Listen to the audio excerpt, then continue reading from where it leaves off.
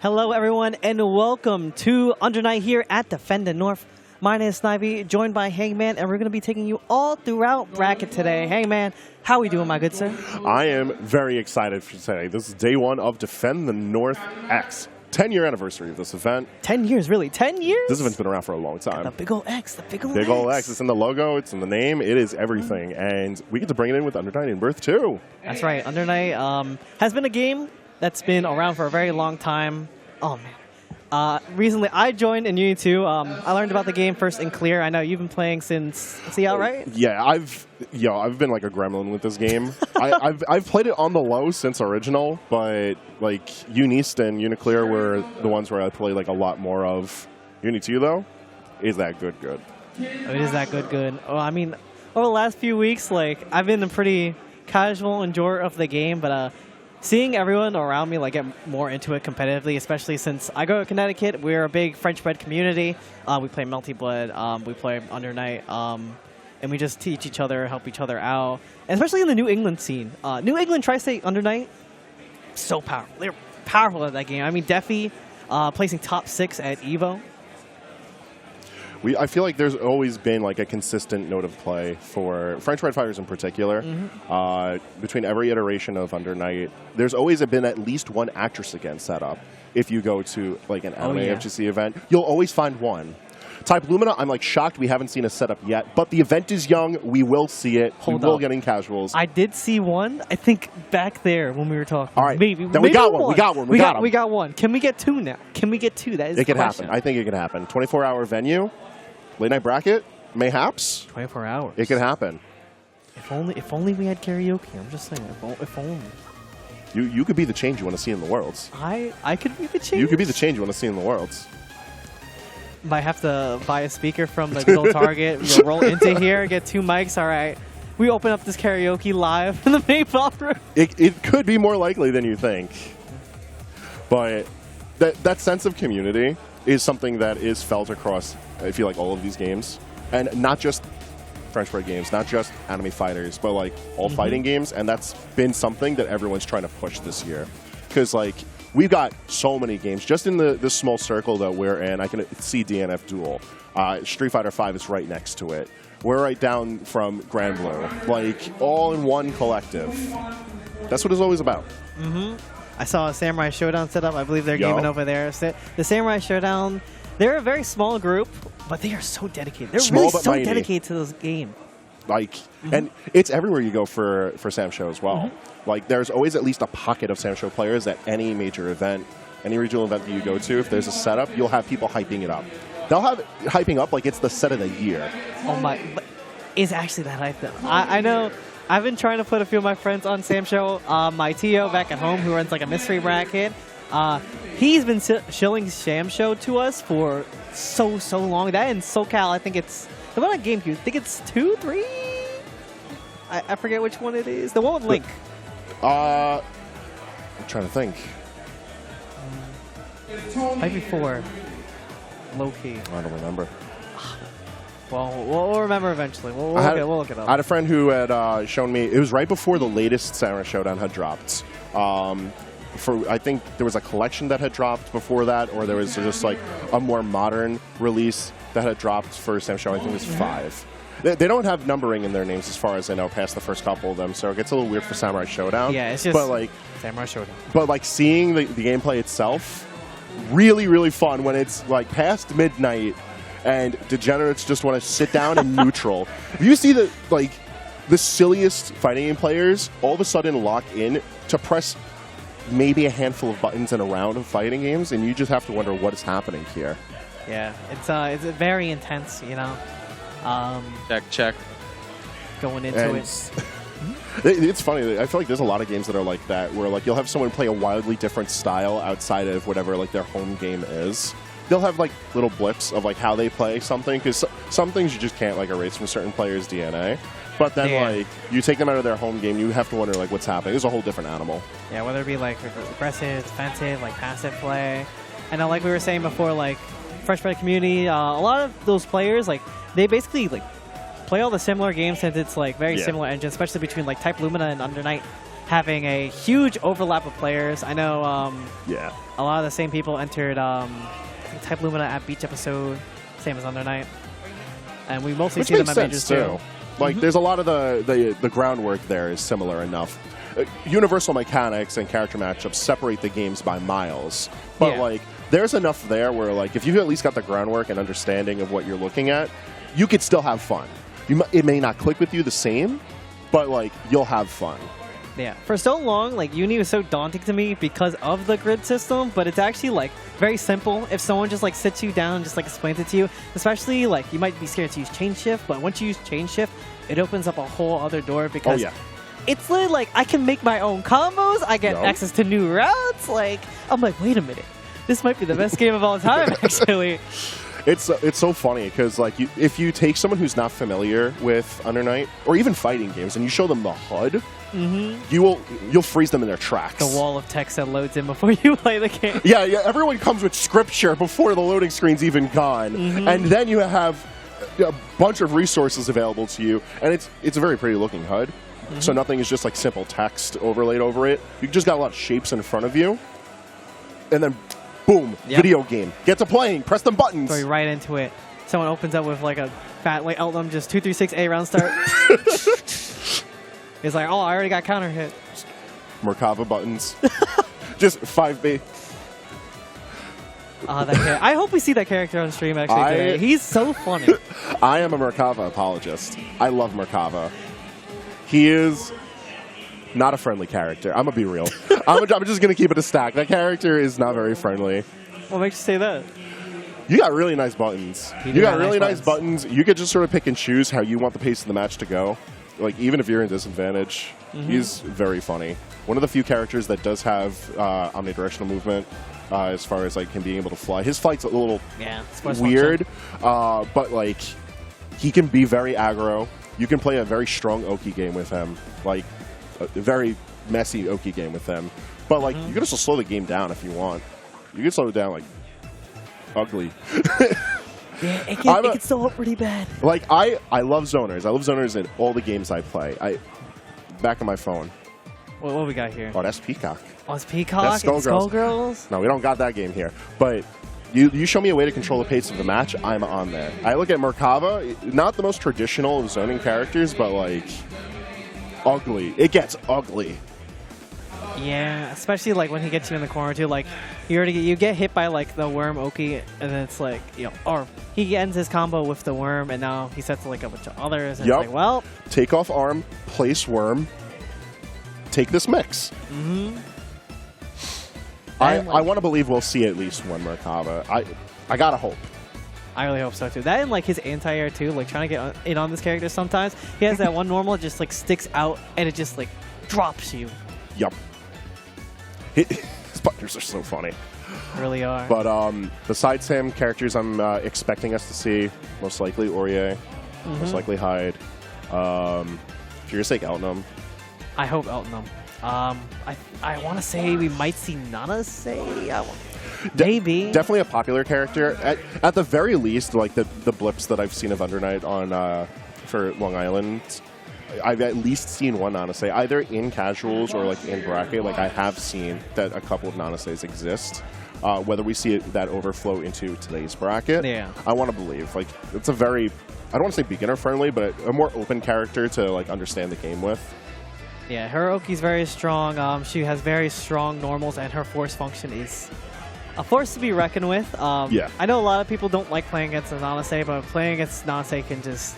It's very important to like have that matchup unlock when you like first start playing the game, because then you'll run into the Nanases at majors, and then you'll start getting cooked. Yeah, no, definitely a character that like inviting enough skill floor, but the skill only gets scary. It's one of those type of entry-level characters. I feel like Hyde can get to that extent as well. Yeah. Like, ooh. All right, so players are loaded in. We're seeing some tags. P-Town Hero versus Monikat to open up the stream. Now, I don't recognize Monikat. I know I recognize P-Town Hero. They're a player, I believe, from New Jersey. I see them pop up in the results from Psycho Summit. Shouts to the Jersey boys. But I'm not too familiar with the hero they play. I'm trying to think in my head. What would a P-Town hero play?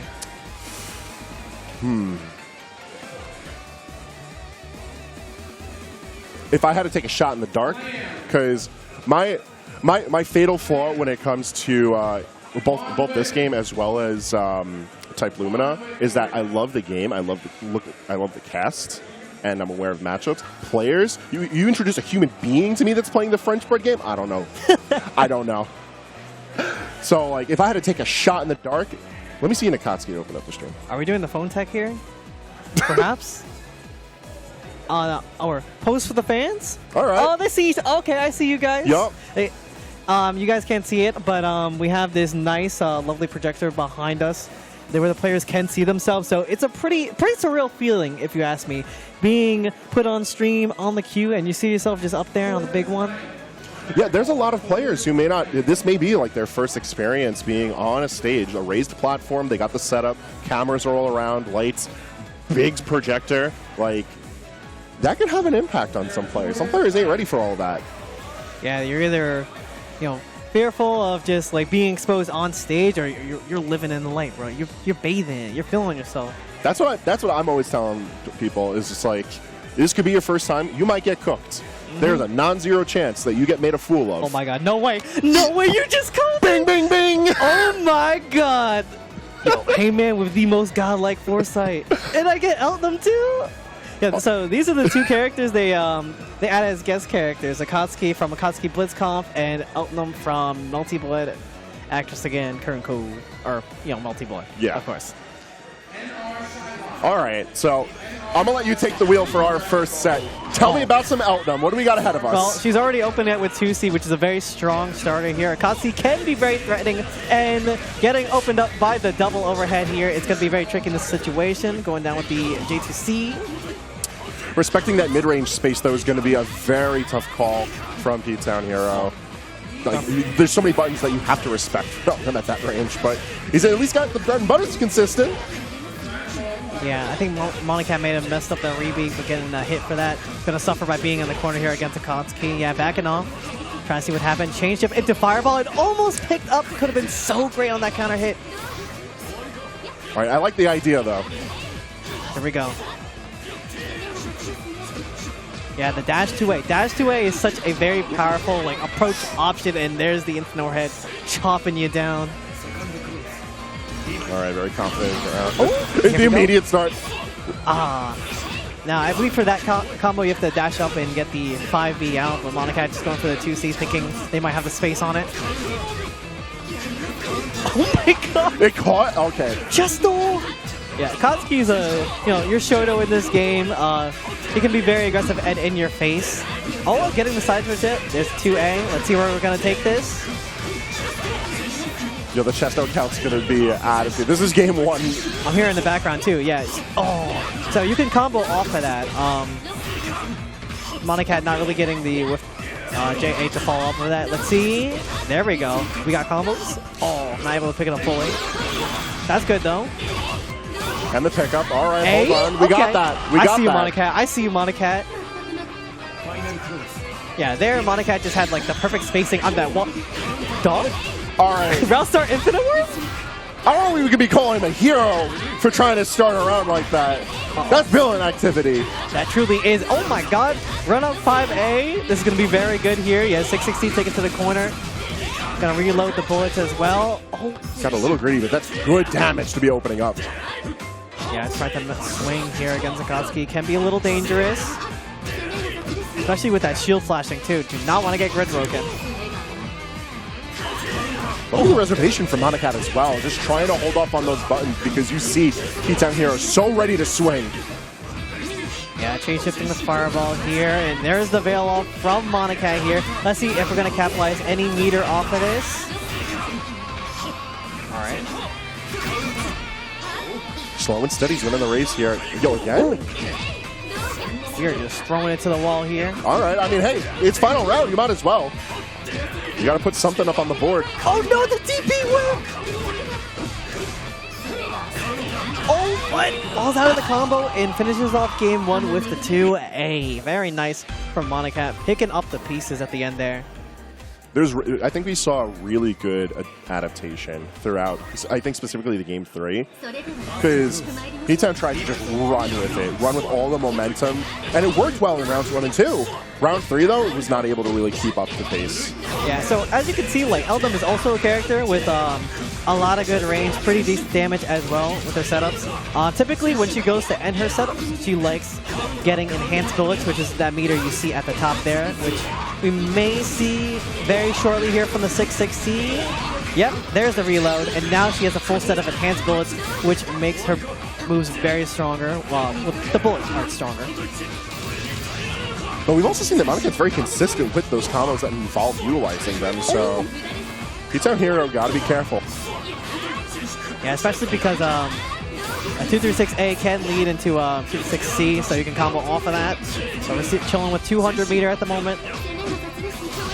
Not finding his jump and gonna get punished for it. Interesting. Throwing out the force function at the end there, that would definitely catch me off guard. Oh, and here we go. There's that combo that we're going to see. And wow, that was almost a really good pickup off the 3C. Tried with it. All right, we love the coast to coast or the corner carry. Oh, and to his credit, P-Town has been very consistent with getting the corner carry. It's just locking down Monikat in the corner has not been the easiest of jobs, though. This round, fully proving you wrong. Oh my god. I say as Monikat breaks out. The double 2B, yeah. What I want to see P-Town Hero do is like get out the B Tatsu and convert to a C Tatsu, dare I say even. Let's see if we're going to see it. B Tatsu might not even need it. Oh yeah. What a hell of a call out there, okay. And once again, we're brought into round 3. Yeah, so in that moment when you change it, you glow a bit of red. So if you see like that red, that means your opponent's going to attack, and you can just throw out like a meter reversal and get out of that situation. Oh no. Follow going to open you up. You're trying to shimmy him too. All right, let's slow down a little bit. Okay, P-Town. Oh, the Smart Steer Ender 2 to finish off game number 2. All right. No reason to do anything fancy. Like, you've got the round at that point. You just got to bring it on home. But now, can you get the set? Are we seeing a character switch up? Oh, going for Ori. Okay, interesting. I definitely think the Eldum wasn't doing bad against the Akatsuki. But this certainly isn't a bad trade-off whatsoever. I mean, a big part of Orie's... I never know if it's like Orie or Ori. I'm going to go with Ori, but a big part of Ori's neutral is doing her thrust the combo off of it. Especially, it's very good when she has chain shift as well. The thing about her offense, too, is it can be very scary to press against her, which it's going to be very interesting to see how Monikat's going to layer their pressure against P-Town Hero, who's already swinging at the moment. Yo, he was fishing for that jump in. If Monikat can have an answer for that, then I feel like the game plan develops from there. But and there's the overhead coming in here. Yeah, the back off shimmy. Do it again. Oh my god. Do it again. Yeah. Yo, P-Town Hero just winning with fundamentals out here. It's literally just fundamentals. We're nice with it. Oh, there's the thrust. I mean, that's the start, but we can't be winning off of pokes. Oh my god, DP for DP on back there. Oh, here is a pretty good starter. Doesn't go much anywhere with it, though. I'm a bit concerned about that because there's not that many opportunities that P-Town is giving to get in through the sense of the aggression. Let's see, P-Town Hero having the cycle here. Yep, gonna change up the fireball. Ooh, and almost picked up off the fireball too. Would have been so huge. Oh my god! You can he's kind of wild for it. All right, but do it again. There we go. Gets out of the corner with the C thrust there. Oh no! Run up and throw once again. Once more. Damn, A Tatsu. Oh, you had it, dog. All right, and there we go. First set goes to P-Town Hero. The Akatsuki proving to be very strong choice. I don't ultimately know if I agree with the switch to Orie in that round 3, but I don't know. I was liking the Eltnum. The Eltnum was looking promising. The Eltnum was looking good. It's interesting because like you just trade off with not having bullets per se, and bullets are pretty good. We weren't seeing a lot of the the angled bullets, like her 236B increase, 236A increase. A is for the when your opponent's far away, B is from up close, and even on counter hit, it can combo into itself, which is pretty good. I feel like just like the fundamental tool of at least having the mid-range option to just shoot. Like, we started as a round start a couple of times, and it worked out well. But the dropping of just a couple of combos, and I think just letting P-Town Hero just run with the momentum that he built up may have just broken the spirit. Yeah. Fundamentally sound character, but we really didn't get a chance to see Monikat play around with the character much. So maybe we'll see him back in the lower bracket. Yeah, and with Aurier, like I was saying before, she's a pretty damn good character. She doesn't get many Oki options, especially off her throw, but you can do, I believe it's 2-2C, where she summons like a giant bubble on top of you, right? And just puts out like constant, like, it jails you basically. Yeah. And then you're forced to eat like whatever mix-up she might throw at you. Definitely like a threatening character in the right situations, but I don't think Monikat was able to like really get it going for us to see that potential. If anything, I think like the big part was like, you know, not letting the drop combos like phase you, right? Like the combos were like pretty much there, you know, like as long as you can get the neutral together, like you don't necessarily need to have your combos together. You just need to be able to close it out, you know. Right. But those anti, especially on those jump-ins, P-Town Hero is getting away with a lot of jumping, especially, which you could have got anti-aired by 3C, better than you think, by the way. And 236B, which is the gunshot increase one. I was surprised we didn't see that much of just trying to shoot him out of the sky. Yeah. Like, I know Katsuki can get a lot off the jump-ins. Like, don't get me wrong, it's tantalizing, but we saw a lot of it. So a lot. I'm curious to see if we'll see more of P-Town Hero, if they end up getting punished for those habits, how they adapt when they get punished for those, because that's a whole other layer of your skill that we get a chance to see. And me personally, that's what I like seeing a lot of. I love when I see a player, like, if they got something winning and whoever they're fighting adapts well to it. All right, now you got to change your game plan on the fly. You got to show that you're more than a one-trick pony. Yep. And in Uni, like we were saying before, there's a lot of expression in this game.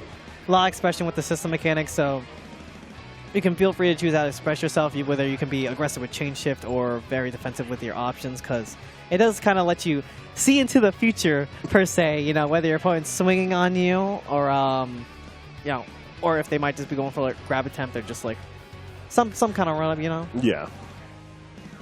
Yeah, I think having the ability to react accordingly, one of the better aspects of the system mechanics. And I feel like a lot of characters do get like multiple choice answers. It's not just the, you see this, you do this.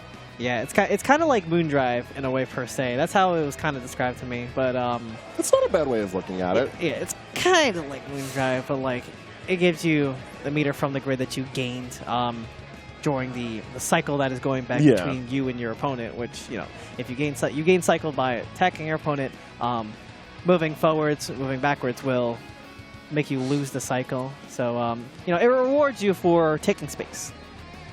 Yeah, definitely. Like, looking at how, in the realm of resources, like, it's very obvious when you have like meters and such, but like also just recognizing the amount of space that you have available to you, how you've pushed someone to the corner and recognizing you've got all of that space to fall back on. That's another aspect, I feel, of fighting games that people don't really take into consideration for their like base plan. Like, if you're jailed in the corner, you got to work just to have any breathing room. Certain characters really can't operate without that, and like some characters have, you know, better tools than others for getting out of it, because that's just the nature of design. But like, outlaw my goat, getting all the new tools in the pad, or getting more better, a little better stuff. Sorry, pretty damn good. But we got our next match coming up here on stream with Deezee and I believe that's Kujaku, or yeah, I want to say Kujaku, and Grunt Tony. We got Grunt Gang. You already know Grunt Gang. I haven't heard that name in forever. It's they still alive like that? I don't think so. I mean, they like, gang like that? There's Jay Grunt, but like, my man's like he's big living. He's big living right now as his online persona Joe Swanson. But if you don't know Grunt Gang, they're a Wi-Fi crew. I think they're primarily in Smash, right? Yeah, that's mostly their bread and butter, but I know that they're big, so like I would not be Yeah, surprised to they're see in multiple places too. I remember they recruited that one Japanese player. I think was it Satoru or it was a Sephiroth player. They got him to like join Grunt Gang. That may have been a little after my time, as far as like when I had like a keen focus towards the Smash scene. But like I do know that they were big. Like a good amount of them were New York, so like I was very familiar with them. But I know that their reach extended past that. Yeah, their reach is truly incredible. So we're gonna see. But seeing them in a game outside of Smash, I'm very interested to see how this is gonna play out. Especially since with the bracket here, we quite literally don't know how it's gonna play out, which makes it very, very exciting. Seeing new players, some players who fly under the radar, who's pretty cracked at this game, but might not get to shine on a bigger stage per se because you got the big dogs, the killers out there. But in this pool, perhaps they might be the killers that are swimming in the waters. now we're 1 for 1 on wild guesses. I need you to put up who we got. What characters we coming up? I want to say since he got that Kujaku tag, it gotta be someone evil. Gotta be someone evil. Ooh, okay. I want to say Carmine and Tony sounds like a pretty either Wagner or Lunar. Ooh, okay. I'll agree with you on the Wagner. I do think we might see one, but I'm looking. Aldum once Hilda? again? Oh. No, I was not guessing Hilda. Okay. No shot. Okay. You know what? She's evil. She's evil. You got me. Yeah, you're correct on that. Right? Right. All right. So we are once again treated to another Outland matchup. But how often do you see Hilda? So there is a player in New York, I believe, by the name of Lo, who plays this character. So we do see them quite often in the bracket. I know they've been playing multi as well, but we're going to see pretty much a zoner war go on here. As you can already see, committing to the 2d6B increase from mid-screen. Kujaku getting in on Tony at the moment, but Tony tapping interchange shift.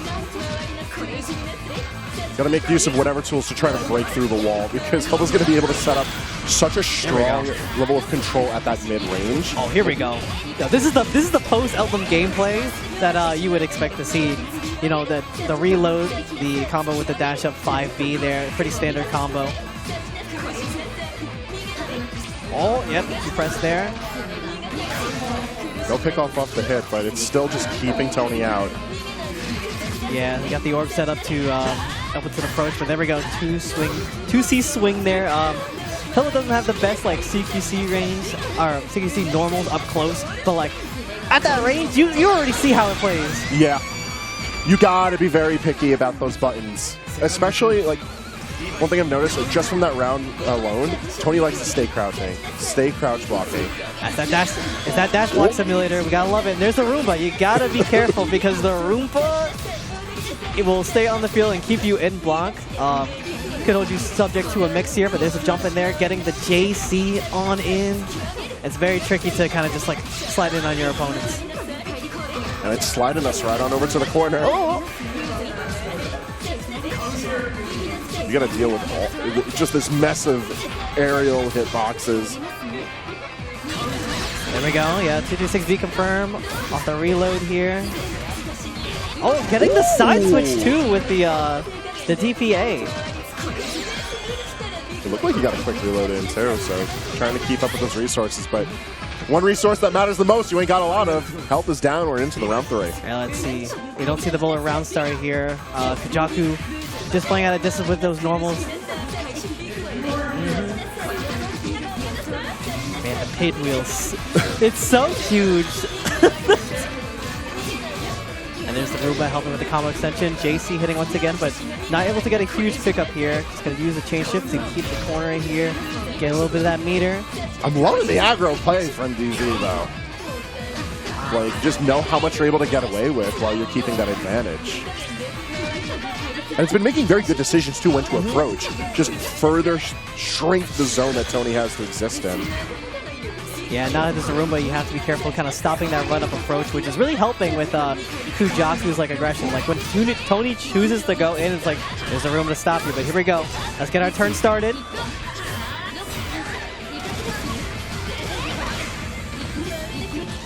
All right. Throw's bringing us right on over to the other corner, but it's a little too late. Game 1 going to Deezee. 2B whiff, can't catch you lacking like that. I mean, like, 2B is a pretty good poke. It reaches far, but he'll look at that bigger reach, I'm afraid. I'm sorry. I fear the zoner is zoning. The zoner do be zoner right now. There's a smart steer ender too. All right, he's able to get that jump in with the orbs set up. Oh my god. Like the focus at just keeping the screen's length away. Oh, the looking teleport! so good for when you make bold decisions like that to come right on in. And the confidence too, because we see how consistent Deezee is bringing us on the corner carries. Why don't we start out the corner and go to the whole other side of the screen if we don't just go to round's end? Just going to spend 100 meter to get the perfect on Tony. Looking so good out here, but it's never too early in a bracket to make a statement. Oh yeah. Especially if you're on stream. And Tony's trying to clap back right now. 2B starter here, trying to take this as much to the corner as he can. Yep, there's the reload. Yeah, can be scary to grab here. Love the tech, love the tech. Yeah, Hilda doesn't really have a reversal option, so when you're against the corner against very aggressive characters like this, it can be very hard to get out. But there's the bail off coming out, not able to confirm off the wall bounce. Just doing everything just to bring us back into that same position that we've seen the past several rounds. Half a screen away, all on Hilda's call. Yeah, and I love using the smart steer ender to get that knockdown for the Oki here. We have chain shift at the moment, but we don't even need to get that meter here. Kujaku gonna take it 2-0 over Tony. And wow, that's why I like it. That's a statement. That is quite the statement, like you were saying before, with Hilda looking so strong, so aggressive as well, and making light work of a character like Eltnum, who you know, has those big normals, has those options to really get in on you once she gets you on knockdown. But Tony was struggling the entire time. And we really got a chance to see like what happens when you don't get your game plan going, when Hilda does get locked down, but excellent reversal. Like, you just used everything that you had. Veil off was a great call, carried that little bit of momentum you get just from being able to breathe, brought it on home. Excellently played. And we saw more life in the element this time around from Tony. Like, excellent conversions. Being able to weather the storm of zoning is not easy. And then to find your opening, to be able to rush in, it's solid control of the character. I would not be surprised if we end up seeing more of Tony later on. Yeah, Tony basically had everything, right? You know, the combos, like confidence in the corner. But it was just like approaching Hilda that was the problem, essentially. Because the way that Kujaku was playing was like throwing out those big normals, yes, as the zoner does, but using that meter to throw out the Roomba. The Roomba was what was really stopping Tony in his tracks. There was nowhere safe for him to really go. Like, you had to stay locked down. You can't just like recklessly swing after that. It's not like you have larger buttons. Not while Hilda is a whole zip code away. Like, she in another address, I'm afraid. It's the other side of town. We don't talk about that side of town. Well, we don't talk about in the Under Night streets. Hilda a little different. I mean, she's the villain of this game. You know, to be fair. She's a goofy ass villain too. Like, if you look at the story for this game, I actually haven't. Bless your soul. It's not bad. I'm not going to say it's bad, but it is definitely unserious more than it is. Is Under Night stuff unserious? It's Hilda in particular is really funny, especially with Kuon there, like as like an actual villain. Is it just like she's beefing with these random high schoolers? It's funny because she's like 20 something. She's like in her late 20s. She is like the average like Twitter nobody who's beefing with actual children. Like, yeah, they have superpowers, but like, you are beefing with children. Like, she's lounging on energy, laughing maniacally. And it's not that serious. It really isn't. You know, just sitting back on, I don't know what, she's like that dark aura, her magic, you know, as she's zoning, you know. Like, she is so sure of herself. Like, the aura is crazy for no reason. She's on that big hater energy, and I can respect it. All of the I love members of that hater Insomnia energy type are of time. like that whole group of antagonistic characters. I guess besides Kuon, he's like I guess actually threatening. But like I wonder if Kuon's kind of like Blah. It definitely gives the same type of energy as far as like this is like an actual villain with actual like motivations and is actually threatening. Meanwhile, you look at Hilda and then like Carmine, and it's like okay, all right, we can calm down. Yeah. So we have our next match coming up on stream here. We got BLACKATLAS and Abby. Ooh, all right. So one of the Long Island FGC faithful stepping up to the plate. BLACKATLAS plays damn near everything. I was about to say, this guy is the GOAT. He helped us out with our Kamen Rider Climax Heroes tournament at Combo Breaker. Came through with the setups and the controllers. I believe it. I believe it. He's absolutely the GOAT for that. I'm going to have to talk to him. If I see him around at the venue this weekend, yeah, I'm going to have to hit him up.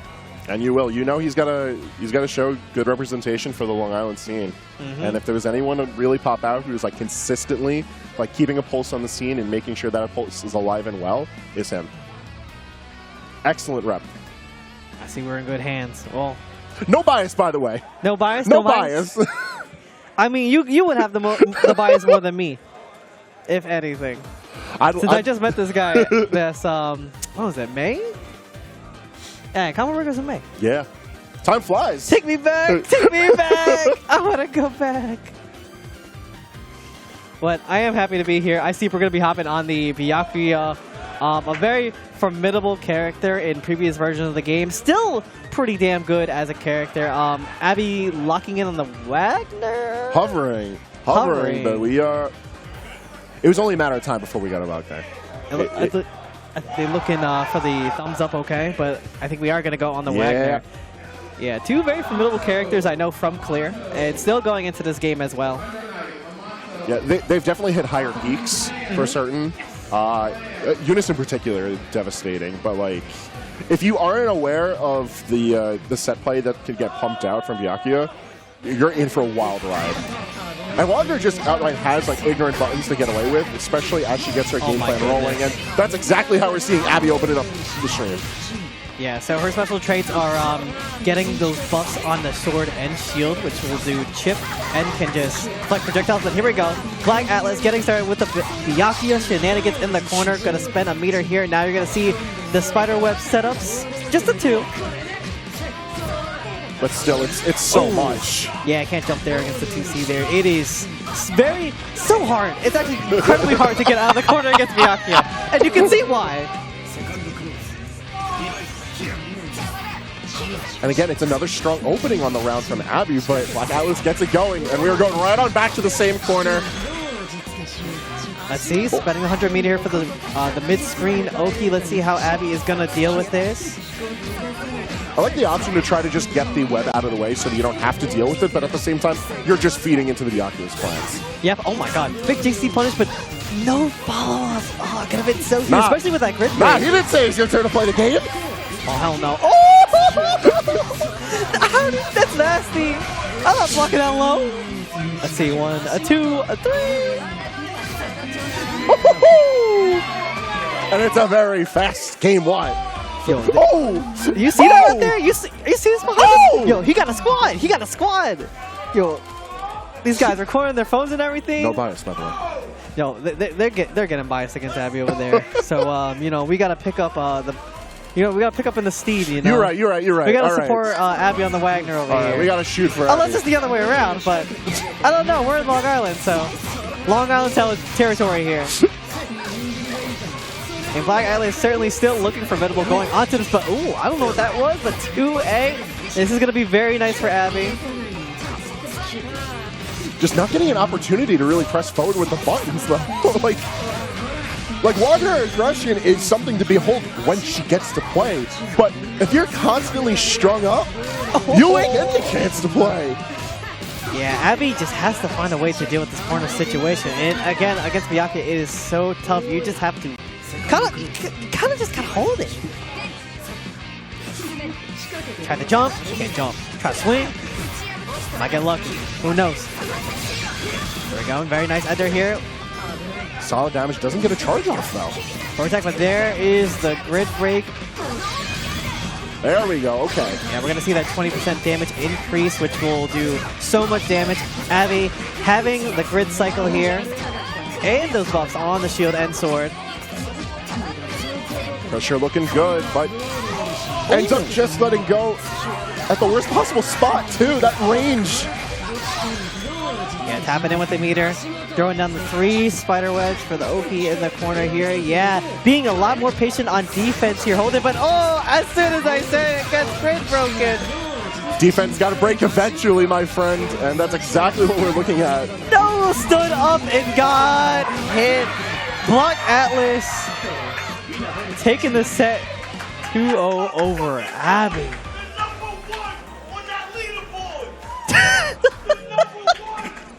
Yo, the crowd had to let him know. You gotta pull up and let them know. I mean, me personally, I think BLACKATLAS let the crowd know pretty well in his own right. I think he But did. just in case you didn't know, just in case you weren't aware, We're reiterating for you, you know, what's happening live in the venue here. Y'all had to know. I mean, it's our job anyway, you know. Hey, listen. Sometimes we get the crowd assist. It's perfectly fine. And there's a lot to hype up there. There was. That was some pretty clean Byakuya gameplay, if I say so myself. Like, if you've ever heard stories of what that character did in previous iterations, if you ever wondered why people would look at that character and groan, or if they were just excited to play, that right there, that's the set that you need to look at. Like, you just get overwhelmed with buttons, and you think you're safe after you get the hard knockdown. No. Nope. There are so many layers of Oki for you to deal with. If Byakuya just gets to keep pressing, he has the option to back off. And we actually saw that a couple of times from BLACKATLAS. Just let your opponent just hang themselves. And yep, and then just 2C punish accordingly. And then you just get right back into the mix. Rinse to repeat the Spider-Man blender. Just stringing up the webs. Yup. I mean, Abby's gameplay was looking pretty good, especially towards the game too. Cleaned up a whole lot. Just was a lot more patient at the end in that last interaction until the unfortunate grid break by, I think it was, what is it? I think it's, I see increase. It's like the rib cage that he has. I'm trying to remember what button it is because I did play Byakuya for like a little bit in Unis just because I saw that character do disgusting things and was like, how you do that? How'd that happen? The name of the button's escaping my mind, but well, moving on. You know, we got P-Town Hero coming up on stream against Naxx here. We already know P-Town Hero on the Akatsuki. Now, now we gotta guess. Who does Naxx play? Okay. I'm rolling the same Merkava. You think it's time? I would like to hope it's time. I don't know. I feel like we are overdue for a hide. You are right about that. I feel like we've gone too long into the Uni stream without a hide. I hope it's Yuzu.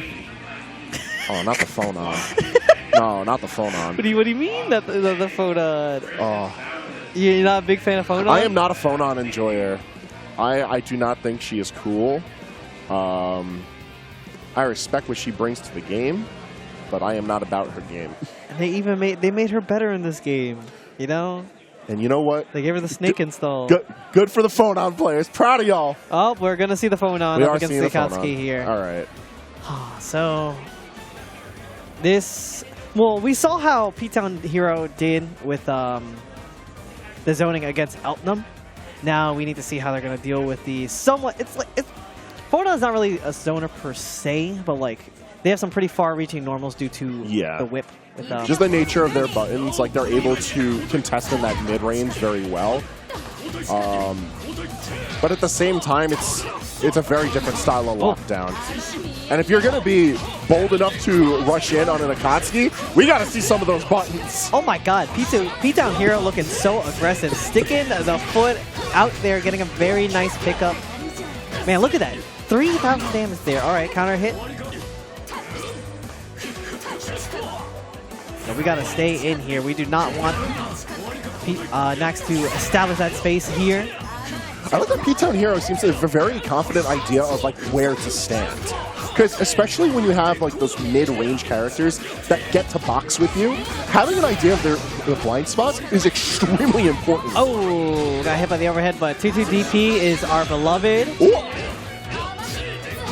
Yeah, blocks Phonon's 2-2 there. Stick a leggy out. It sometimes is that simple. All right. Yeah. And not a button that we've been seeing P-Town Hero reach out with when it comes to the jump-ins. So. Oh my goodness. That reached? Akatsuki's just goaded like that. All I'm right. sorry. Yeah. You're a bit different than I remember. Very nice okay. press here. Oh, but now it is Akatsuki's turn. I am afraid, my friend. But here we go. All right, change love up on the the call DT. out. No way. That was bold.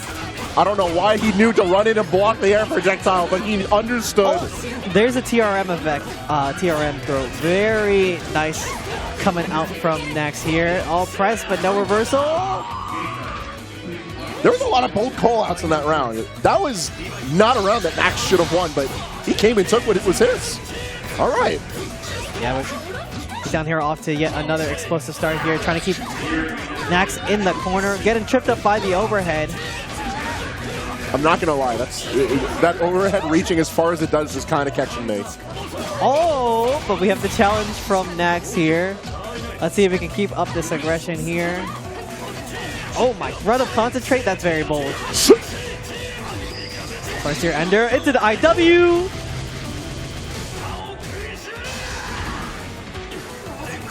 Left with just a smidgen of health though. And it don't matter. Just runs up and does it. You know, I feel like that move is so goated against the mental stack that you put on your opponents because, you know, they're so committed to dash blocking, especially when you throw out the fireballs. So like you're trying to run up on them. They're in the dash block, so they're not ready to just react to the overhead. Right. Necessarily. Especially now that we see the throw like added into the mix. You have to be willing to swing back, but I mean swinging back against Akatsuki is a lot easier said than done. The fundamentals out here. The fundamentals. You saw that? Yo. The little delay back off, just like the tiniest. JT, see that? All right, here we go. Gonna see the corner carry coming again from Akatsuki here, catching the up back, but not fully converting. Oof, the assault, JC. So just a little bit of a walk up. Just a little bit of a walk up and get it started. All right. So he changes to get the fireball caught, trying to press a button here. Oh my goodness. And P-Town Hero's gonna take it. You know what's surprising me about like P-Town Hero is that P-Town Hero, we were talking about how before the system mechanics can give you a lot of freedom and expression, you know, right? They can open to a lot of new combo routes because it gives you that damage increase, it gives you more meter.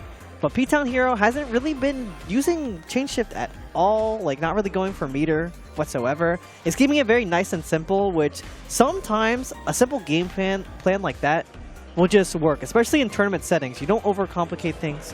You're not overthinking things. You just have, I'm going to do X, Y, Z, and I'm going to keep doing it. If my opponent figures it out, I will have a layer to fall back on. Because we did see like P-Town Hero implement like some kind of mix too, like back stuff from the corner, you know, jump with the J2C and the crushed overhead. And what's funny too is that like the nature of Under Night, you can have your simple but effective game plan. You are actively denying your opponent resources. They're just having less and less of ability to get out of the mix. Yep. So, like, yeah, you might not be doing anything especially fancy. It may not be optimal, but you are winning. I keep seeing Akatsuki on the win screen, so something's working. And, you know, 3 sets ago when we started guessing characters, I don't know if I wanted to see this much Akatsuki. Well, I gotta love Akatsuki. So, for me, characters like Akatsuki is my personal, like, struggle. I struggle against these archetype of characters that are kind of ignorant per se, you know, that do a lot of damage. Well, Tsurugi doesn't do quite as much damage, but he can be ignorant due to his guard point and some of his setups. I know he's like in the lower echelon of tiers with the cast at the moment, but he may get stronger in future versions. Who knows? He's that character that will occasionally surprise you in bigger events. I mean, sometimes if you just get pressed, like, you just got to deal with it. I feel like that's one thing that people really forget once you like sit down at the setup is that like the tier list does not matter as much as you think it does. Because if someone knows the buttons, if they're pressing you, you got to figure that out now. It doesn't matter. Yeah, especially like nowadays where it's like, so we're talking, are they bad, or are they bad for a modern fighting game? Which doesn't mean a whole lot, because they're probably good in the grand scheme of things, but like in the context of that game, they are bad. You know? It is a very important distinction, and I'm glad you bring it up, because like if you look at older fighting games, you like the pinnacle of like do not play this character is like Marvel vs. Capcom 2 Roll. Oh my god. Legendarily non-functioning character. I try to play Felicia in Marvel 3, bro. I mean, know like, how that is. Bad character, but workable. Yeah. Like, you go to like certain characters that are just like, they are a joke character. Like, they really, truly should not be picked. Like, in the modern context, I mean, keeping things here at home with French Red Fighters, like we got Neko-Arc. Neko-Arc's the poster child of the joke character. Yeah, and then there's those few, there's those like 1-2 Neko-Arcs that are like, they're creeping up. It's like, especially, I remember the one year that that one Japanese Neko-Arc got like 17th at EVO Japan. Yeah, like this is a functioning character, a silly character, an unconventional character, and I love it when the joke characters work. They work, and then you got to respect it. You got to be aware of buttons, but that wasn't how it always was. So, like, if you look at a character and you see them in like the middle of the pack when it comes to a game's roster, you cannot sleep. Like, it is still your job to at least have the game plan, to know that you can run over your character. If you can't prove why that's a good matchup, it doesn't really mean anything. You know, I'm kind of sad that I don't think we're going to see Izuki at all in this this bracket. Because I believe we're at winner quarters here against P-Town Hero, or winner semis, sorry, between Kujaku and P-Town Hero. So we're going to be seeing the Hilda and the Akatsuki come out again. But Izuki, one of those new characters that just came out with the last patch, I believe that was last week, I want to say. Very, very interesting character. People described her kind of like as Faust when they saw her her item play, but like she kinda isn't. I don't know. She's an interesting character because her skeleton dogs, they kind of like function as we finally get the oh my god, it's Kitty. That cat is so cute. All right, very good, very good. Oh my goodness, finally, someone who understands the phone tech too. Like, no, I can't see this. Like, I can't see what image this is. Clear picture. Clear picture. Hats off to you, P-Town. Very good. But, she has, like, it's the skeleton dogs, kind of like dolphins, you know? Yeah, no, I've seen that. I've tried looking at a little bit of gameplay just to understand, like, what is going on, because that character is, like, fresh out the oven. And her force function, it's not random, actually. It's a set. It rotates whenever 2 is the one that get thrown out, right? It's only the 3 things that come out in total. Yeah, the bottle, the bomb, and there's one other.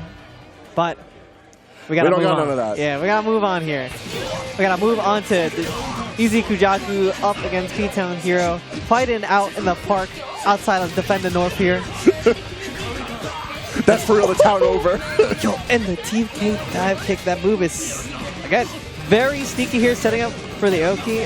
This is going to be a matchup that is really going to challenge P-Town Hero here, who actually just changed it. So we might see some more elusive play come out from him this set. Yeah, like you can have very strong, oppressive tools when you're in advantage, but you need to get to Hilda before you can punch her in the face. And Kujaku has done a very good job of showing that getting up close and personal with him is not an easy feat. Yeah, especially just zoning out here where P-Town Hero has to be the aggressor here, just trying to dash with 2A, and we're seeing that overhead put in overtime here, taking one over on Kujaku here. Oh, the JC. All right, you get out of one corner, that's fine. I got another one right here. Free delivery to the other corner, too. Yeah, so something that P-Town Hero is doing that you have to be careful of is Assault. It's kind of using like an air dash. It is not kind of like an air dash. Like, yeah, it does put you over, too. But, you know, you're completely vulnerable to, like, getting hit if you don't jump over, like, the initial arc of the projectile and you have, like, another one coming your way.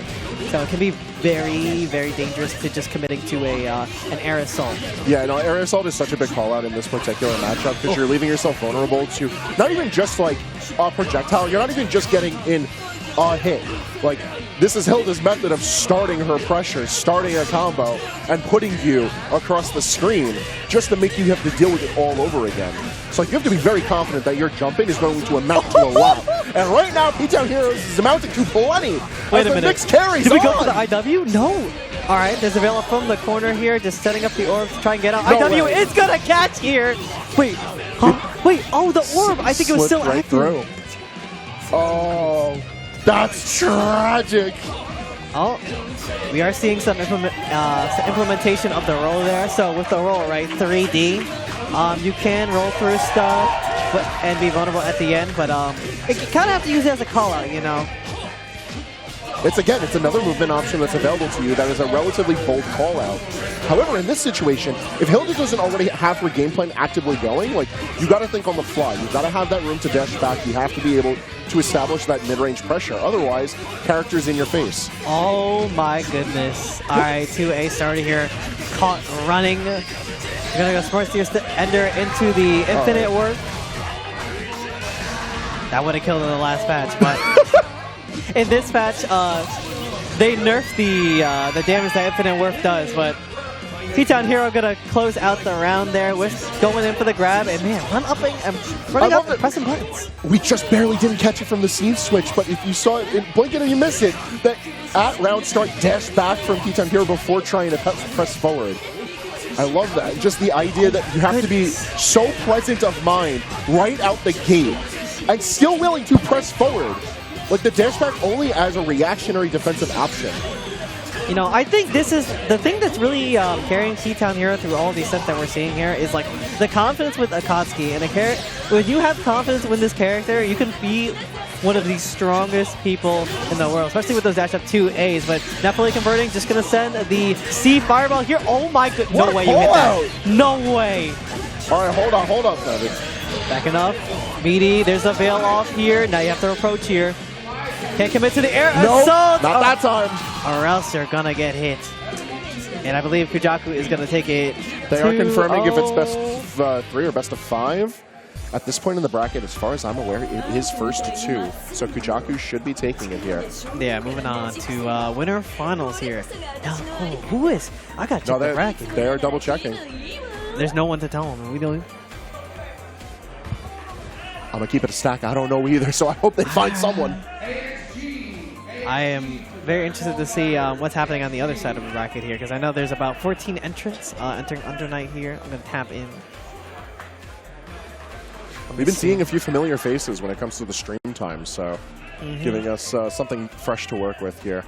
As it does look like it's confirmed that it is first to 2. I'm fooling myself. You know who's on the other side? BLACKATLAS. That's right. I forgot. I forgot, you know. We got to determine the other half of our top 8. We are in the top 8. We are in the top 8 here. I told you we're going to be taking you all the way from pools to the top 8. Well, yep. The entire bracket. That is the beauty of a smaller entrant count, though, is that we get to see everyone's journey through the bracket. Like, you don't got to wonder. You don't got to follow along in the Start GG. We've got it right here. Yep. All right in front of you, unfolding before us. Also, I just want to say, like, this background that we got going in the venue, it's so incredibly cool. I know you can see us on the projector over here, everyone in the background. And the way they arranged it, like, is some pretty good viewing. If you're here at Defend the North or you want to pull up, you know, with a spectator pass, we do have on-site registration. You want to run or look at some of those top 8s, you definitely can. But we're going to be going to some ads real quick. Yes, sir. If you're here with us on the stream, you got to deal with the ads just like we do. And right now, we'll talk about one of the event sponsors, VG Bootcamp. They are holding it down for one of the other streams for today. I believe they've got Super Smash Bros. Melee going on right now. So make sure to drop them in on another tab. Like, follow, subscribe. You know the vibes. You do that. You got plenty of emotes to use. Ever evolving, ever changing, ever timeless. And especially if you are more comfortable on the Smash end of things, VGBC is always going to be able to hold it down for you. That's right. Other and things we we've also got have to look at. the Urban Warriors here. We got an indie fighter here that is available to play at the venue. I love seeing this. This has been like a relatively recent trend that's really picked up with fighting game events, is the fact that there are early access games that you can try.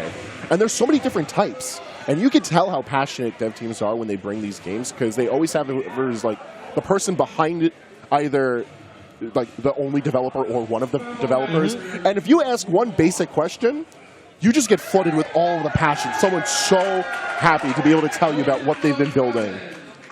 Now, this looks like a pretty cool game that you can play with your friends, and you can play with your friends. It's a 4-player party fighting game with pairings. The gameplay is inspired by early 2000 3D arena fighting games like Power Stone, Marvel Nemesis, Urban Reign, Fighting Force, Dynamic Cop, and you already know Def Jam, which we do have here at Defender North. Yes, sir. Work together in the co-op beat-em-up mode as you brawl against various street gangs, bank robbers, cyberpunks, rogue ninjas, and more. It's got a lot of that classic vibe. Like, I am very much about it. Yeah, I love that costume expression. I mean, we got superhero and squadron costumes. You know, if you have any love for arena fighters, please send them your energy by wishlisting on Steam. It costs nothing. Literally nothing to wishlist on Steam. All right, here's some Let's Go players. All right. Oh, I see we were locking in. And that's why we got players back up the stage. Okay, so Abby coming on back. We're logging in from earlier. And we have another Byakuya. All right. Well, I feel like we've seen our character variety shape up in bracket. This is the pool we're going to be seeing here. So we're going to be seeing the Wagner in action here, having a much better start here, already taking Blams to the corner. There we go. Now we got that gameplay for you. You get to see the Wagner in action. I've been looking very confident being able to press forward. Yep, and now get on those knockdowns, getting those sword buffs. Not quite getting the shield buff there, but ooh, there is the challenge on the press from the 2-1-4-8. And there's Honestly, I love that call out. Yo, the DP and the 2-2-C, you gotta love to see it. You can't, Byakuya, unless Byakuya literally has you trapped, you cannot let this character jump in on you. Like, his buttons look scary, they are not that oppressive, especially if you have a meterless reversal option. But if you've got that meter, you got a round to win. You might as well get it started. And talking about that, use the meter. Yo, this is a character who was quite the menace and clear, and still pretty good in this game. You don't see as many Wagners though, which is kind of strange, but I feel like that's because a lot of characters did get changed. But Wagner, she's still the same good old Wagner, and she even got buffed in the last patch, getting a being plus on her 2-1-4. See, which is the shield, the EX version of the shield bash. Having any plus buttons is so scary when you're fighting against Wagner, because she gets to consistently be able to press on you. You need to know your opportunities to strike. But in the Salt Punish from Lands here, just setting up, spending the meter, going for the spider webs. There we go. Have we learned? Not quite yet. No, it is a lot to deal with, admittedly. But you're not going to deal with it this round. No, excellent opening. Yeah, especially with dealing with something this, in mid-tournament too, having to learn on the fly like that. You're gonna have plenty of chances to learn, but you can only have so many because this is the first game, and this is gonna be a 1st-to-2 set. Yeah, I know it's gonna be a bit until we're looking at the. Oh my goodness! Ooh, hold on. It's beautiful. Yeah, spending. We went coast to coast. Full damage combo. Web Oki as far as the eye can see. Oh, not able to pick up off the wall bounce. Very unfortunate here, but still keeping the pressure and the cycle here. But there's a 2C press. Got caught sneaking in the sword buff. Gonna allow Lance to take the corner. Damn, he really went and did it to him too.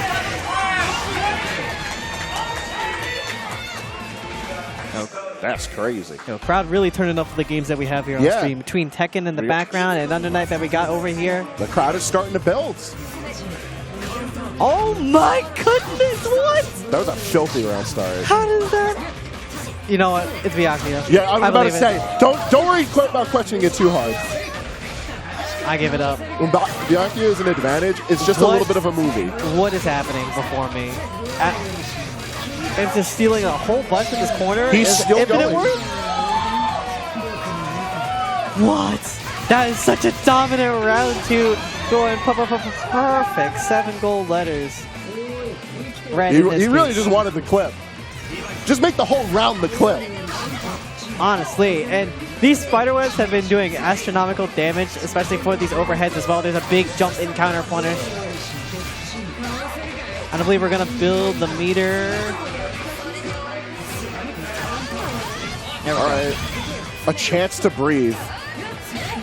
Uh-oh. But immediately letting go of any of the pressure. Yeah, It so now, allows Kujaku to just swing away. okay, but we have the drop there. Let's go in with the dive kick. Oh, but then again, yet the 2C press. Popping the veil off to get the set wire web set Again? up and just infinite. We're cocoon this person. Cocoon them. Save dinner for later. A little snack for later in the bracket. Yeah, string up, put them in the corner with the, the other people that you webbed up in bracket. This ain't no Spider-Man that I want to see though. No way. He's a creature of the night. You can keep him in the night. You could say. No. I'm not gonna make this. No. No, Boo! Get him out of here! Too low hanging. Oh, but that was fire. Byakuya is such like a... Okay, when you aren't on the other side of the screen, when you're not holding the controller, so much fun to watch. It really is. Like, when you're not responsible for it or on the receiving end, Byakuya is a treat to behold. When you're at the wheel, it handles so well because the carry that he has from corner, and then it spends a bar to set up the spider webs, which, we only saw it towards that game 2, I feel like. Before, we were seeing a lot of just rounds taken in that game 1 from just like the spider heads and just the spider webs and going with the double overheads even. Honestly, it's... Typically, when you talk about Ogi options that a character has, it's usually like the one thing. Sometimes it's like multiple of the one thing, but like, you know what to react to, really. If you aren't like keen to the positioning, as well as whatever button Byakuya is following up with, the Ogi situation that you're put into is a nightmare. Because you have 3 different webs to worry about. And you have to challenge him. You got to swing at him if you want to get rid of them, or just leave the corner. But it's a tall order. You brought up the concept of mental stack earlier when we first saw Byakuya on stream, and like it really is something to like keep in mind. Like you have to stay focused, just sort of deal with the nonsense. Otherwise, he just rolls all over you. Yeah, we're gonna be going back to seeing the Byakuya going up against the Hilda. Yes, so this should be our winners finals. I believe this is our first to 3 of the night. If I recall correctly, the top 3 is first to 3. Okay, so we're gonna be in for a good one. That's what I'm hoping. This is such like a wonky matchup too. Like, yeah, I'm like thinking over in my head. I'm like, this is so strange. Like if Byakuya gets in, what does Hilda really do? Cope. Crying about it. Like, I mean, we did see like the defensive options that Hilda can have, like roll out of the corner. Can be pretty risky though if it is baited out. It's basically a hard call out. yeah. You do have the veil off, which you do have to be very I was about to say, like, tight on your timing with that. Like, you have to catch them by surprise. You can't just throw that out. And that's not just like a thing that you have all the time. Yeah. Like, it's not like a huge, modern fighting game burst or like Melty Blood burst where it just like hits a really big radius. Yeah. No, it hits like a very, it's kind of like a short radius. Yeah. So like if that's the call out that you're going to make, you have to be confident with it. All right, but switching on over to things we have. So Kujaku versus Abby. Winter finals. Let's see it go on here. And oh, this is already going to be incredibly bad for Kujaku. But here we go. Yep, it's all about knowing that opportunity of when to actually move through Hilda's pressure. Like her buttons are not omnipotent. Yeah, fast move, change shift, spend bar here, so we can set up the 3 spider webs here. Give him the flushers. Yeah, trying to roll out of the corner there. Didn't get punished too hard, but got punished on the way, trying to maybe mash normal out. The distance of that second lateral web seemed like just right for calling the roll. I wonder if that's like spacing particular for this matchup. Yeah. Abby's going to get a lot of mileage kind of abusing the blind spot that Hilda has, where she doesn't really have those very nice or very good CQC normals up close. So here we go. Going to take for a ride. Spend, or we're not going to have a meter for the bars, but still, this is very good because we do have the cycle. Yep, just keeping the lockdown. Oh! Knew the veil-off was coming, called it out hard, and that's the game! Yeah, we were talking about that before. Like, you can try and get veil-off to get out of the corner, but it is going to be incredibly hard to try and sneak it past your opponent. We're just rolling immediately with all of that pressure right into the next game. Oh my god. We're calling out buttons. We're building our damage. We're going to the other side? Yeah, getting meaty. No, we're just giving a little bit of space. Yeah, hitting the back tech real quick.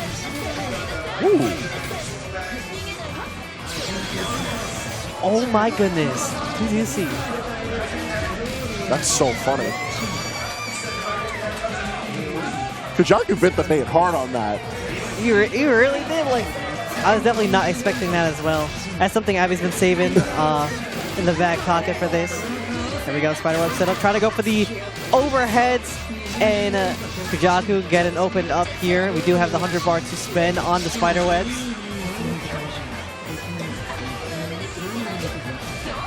Ooh, interesting. All right. It looked like it was a minor misinput, but it really didn't matter. Abby's still keeping dominant control of this. And it's a 2-0 count very quickly. Yeah, I'm seeing Abby really values mix with Byakuya, especially going for those like double, triple overheads as well. Like it's either like a high-low mix on the spiderwebs, you know, not necessarily like keeping you like blocking forever and ever. You're just getting opened up. I mean, you get to be risky with the kind of buttons you're throwing out because you've built up so many layers of security between locking your opponent down in the corner, between all of the webs that you're setting up. And also just all the momentum that you're rolling in with. You get to play very confidently when you're up 2 games and you make it look effortless. Oh my goodness, still great use of that meter. Do not let this man have meter. Staying at the mid-range is bait. This is crazy. Having meter in this game, especially with Byakuya, you are a menace. You are a menace at all times with meter. Look what happens. A 1, a 2, a 3. Yep, there's all 3. Oh no. Fell off, not safe. And Kujaku just nowhere near Abby to get that hit. Oh, no way! We basketball! No! The dribble? That's crazy disrespectful. All right. This looking like a whole sport out here. I was not expecting this Abby in this and our game. winner's side grands. You saw the turnaround with the smile. So, yeah, Yo, he earned that. Yeah, I know that was good. I know that was clean. That I've actually never seen that interaction That's before. filthy business. Getting stuck in the spiderweb and then picking up with that super. You know, again, I think it's because the spiderweb is put at a specific spacing because of Hilda, specifically how Hilda moves around. So when you're accounting for something that specific, whether by coincidence or not, and you're prepared, like, nothing but respect for my Spider King. Like, the way that you know how to work with your tools and make it look so crispy. I bowed down. I bowed down to Byakuya. The year is 2024, and I'm forced to respect Byakuya, okay? What I gotta do. They even gave me a new shiny mechanic roll. You know, might not help me out as much as I thought it would, but it's something. It's a little something to something. Yeah. It's again, you know, like being in those situations as Hilda without really having a meter reversal. Yeah, I genuinely don't know what you do because every time we saw the roll or the veil off, it got punished. Lethally punished. So, like... You're kind of just like, you're just faced with 2 options, which is like veil off or like roll, or you can try to just find a spot to match. But his normals does like distance out like a good chunk. Yeah, like Hilda's very much the reason we haven't seen a lot of just like getting in and mashing with a close range button.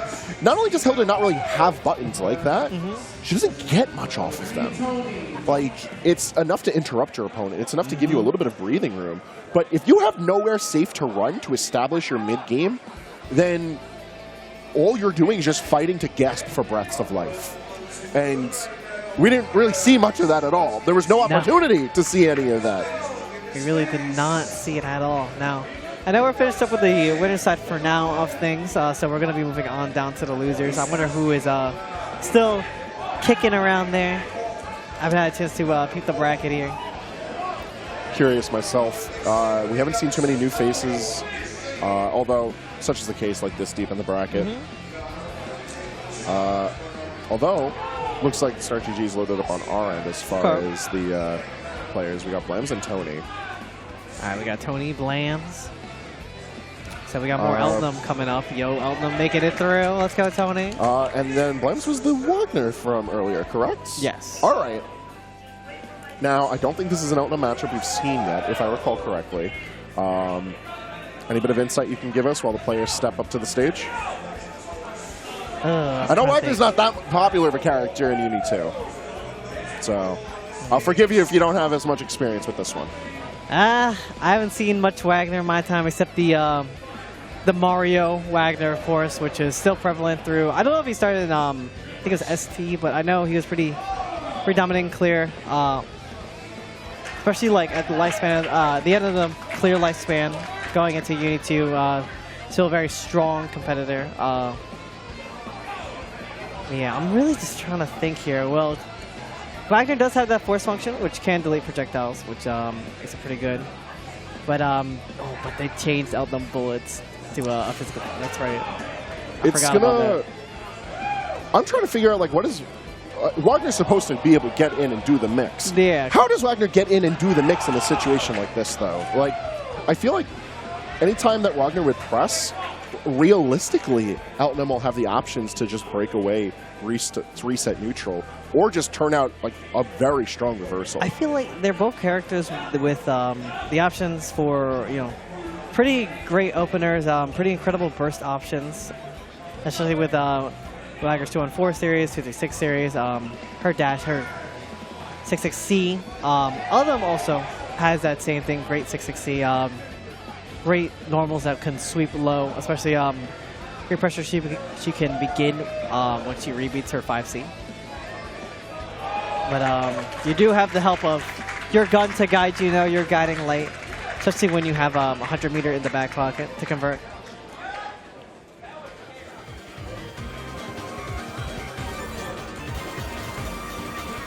All right, we got the button check going in. Also, shoutouts to Arxis, or the Uni 2 team for putting in the button check in the button configuration. It's one of the better modern marvels. I wish more fighting games had it. It's such a good quality of life change. Like, it just makes the setup and load it like so quick for players. Like, you get yourself on the stage, you make sure everything's ready, boom. That's what we need. Like, and we go right into it. It's the same thing that Street Fighter had, you know, that fast reload time rematch. You're instantly right in it. And he also put you in it pretty fast here, so we're going to see Blams open up very strong with the Wagner here, already putting Tony in the corner, getting the sword buff as well, but there's the 2B press. Yeah, your charges on your sword and shield aren't going to mean anything if you're not keeping up that pressure. Oh, yeah, I'm liking the restance there with the 2-on-4 seat. Yeah, pressure here to keep the chain shift.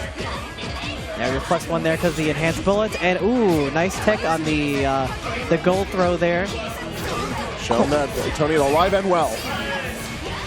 All right, here we go. Yeah, we're going to see... Oh, we're still going to see Blams end up in the corner here, still having to watch out for the gunshot. Yeah, using the shield to try and close the gap here, but Tony's still finding all the right opportunities to press here. Just going to cash out into the Infinite Warp to close out this round. It's so much effort just to try to close the distance, only to get met with more buttons. Like, yeah. Tony's just very aware. Yeah, look, immediate punish. We're just seeing like Blams kind of like struggle to get in on Tony, and then once Blams does get in on Tony, Tony finds the perfect opportunity to match either 2A or 5B, which is a very phenomenal poke that Eltham has in her tool. There we go. All right, plenty of guessing pink still from Blams is good amount of. Actually, Oh, 2+. all of that lockdown for ultimately not that much damage, I'm realizing, Snivy. Let's see the 2-2B. Yeah, we got these corner combos unlocked. Oh, but not quite getting the restance. And there's the poke out of the corner. This is very important for Blams to establish this dominance here to not give up this game to Tony. Oh, there's the press up chain shift. We're looking like we're going to end it out. Oh, no, not the drop with that low of health. Wait a minute, the drop on All right, Tony's side. we're a little messy out here. The Oh girls my are messy. goodness. The 60 overhead. Getting beat out by the roll. There we go. All There. right, throw in a dream.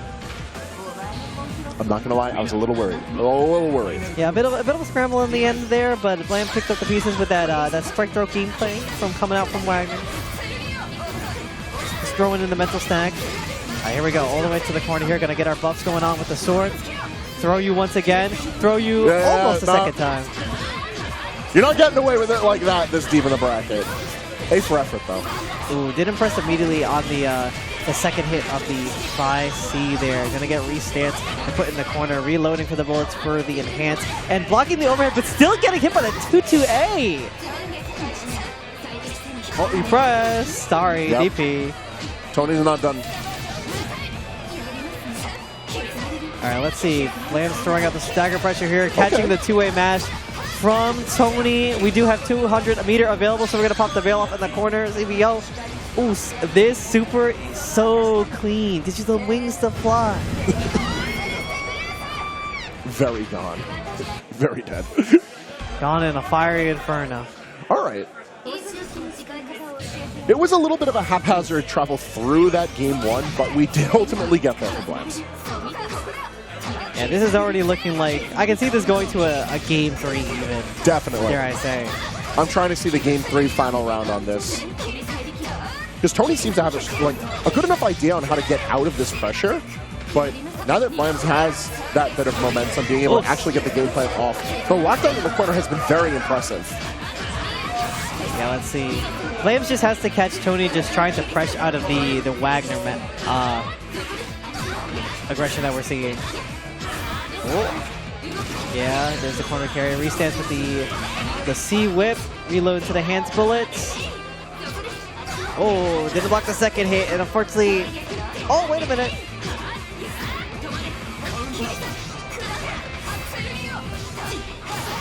Pressing forward, brings it on home, okay.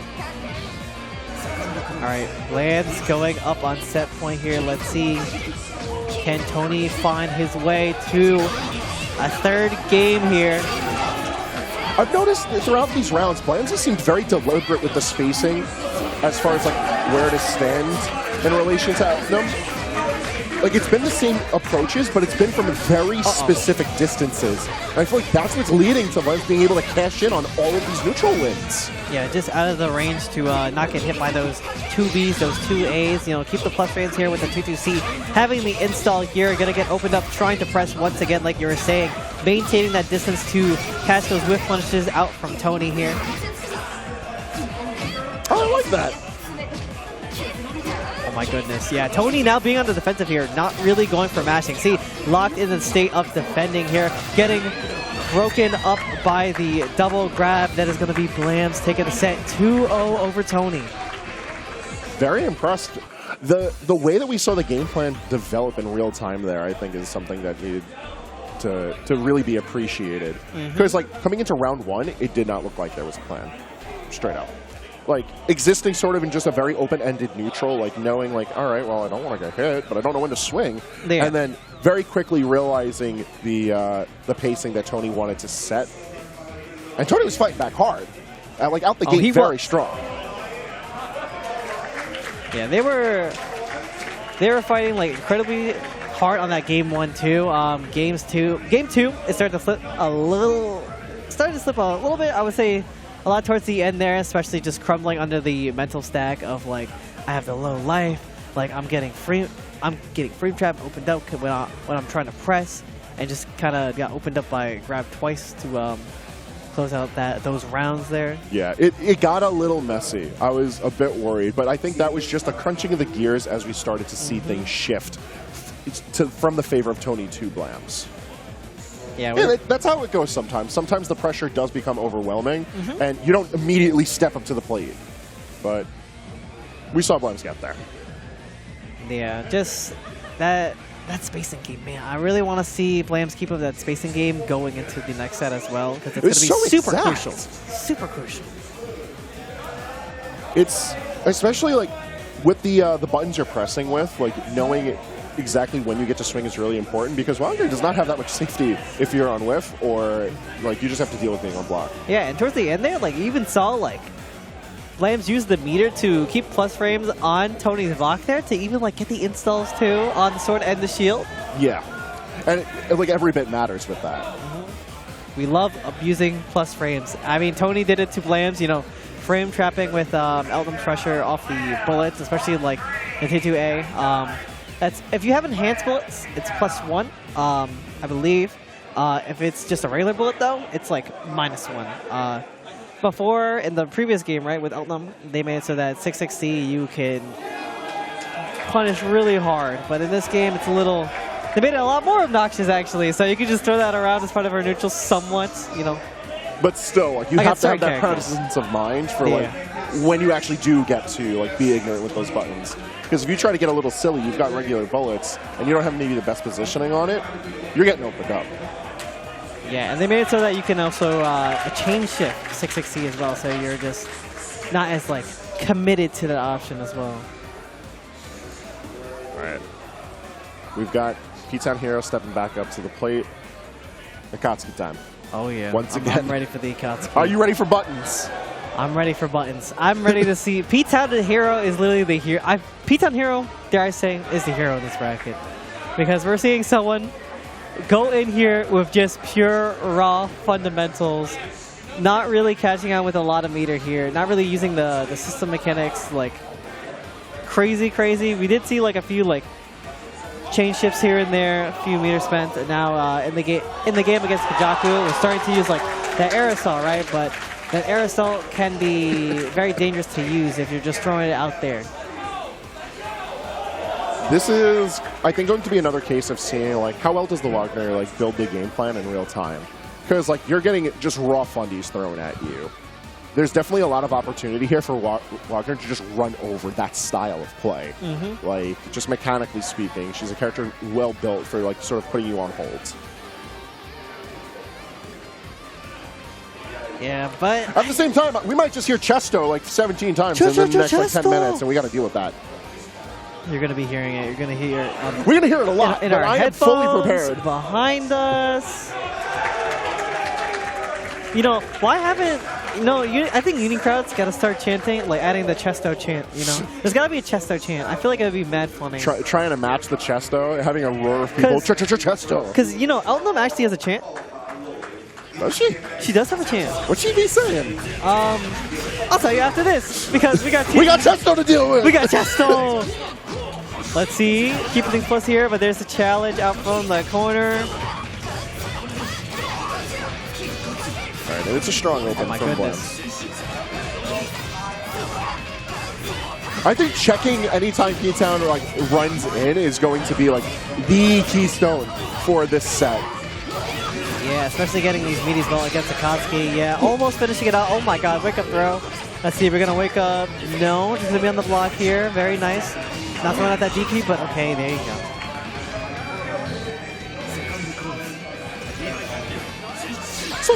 Oh!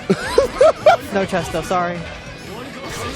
No, he said enough of that silliness. Oh, the assault JC. That hurts on counter hit. Yeah, just again, for the once more for the road. Bit of strike throw. We do have the cycle here, so we're going to cancel from our fireball. Bit of a bold call out to be trying to zone. Oh my goodness! But hey, if we get results, we get results. Yeah, the spacing it on beats that, out the approach. The spacing on that aerial was so nice. Was able to back that just immediately away. Blams not immediately pressing. Alright, there's a challenge on the run up here. Flames does have a lot of meters, so let's see if we're going to spend some of that to get the corner here. But okay, no! Just going to get punished, and it just brought immediately back to center. Ooh. Let's see. The dash 2-8, man, the dash 2-8 staggers, they're so deadly. They can open up anybody. Oh my god. It's so funny. MJ, is that you? Yo. Yo, he hitting the oh. He's smooth with it.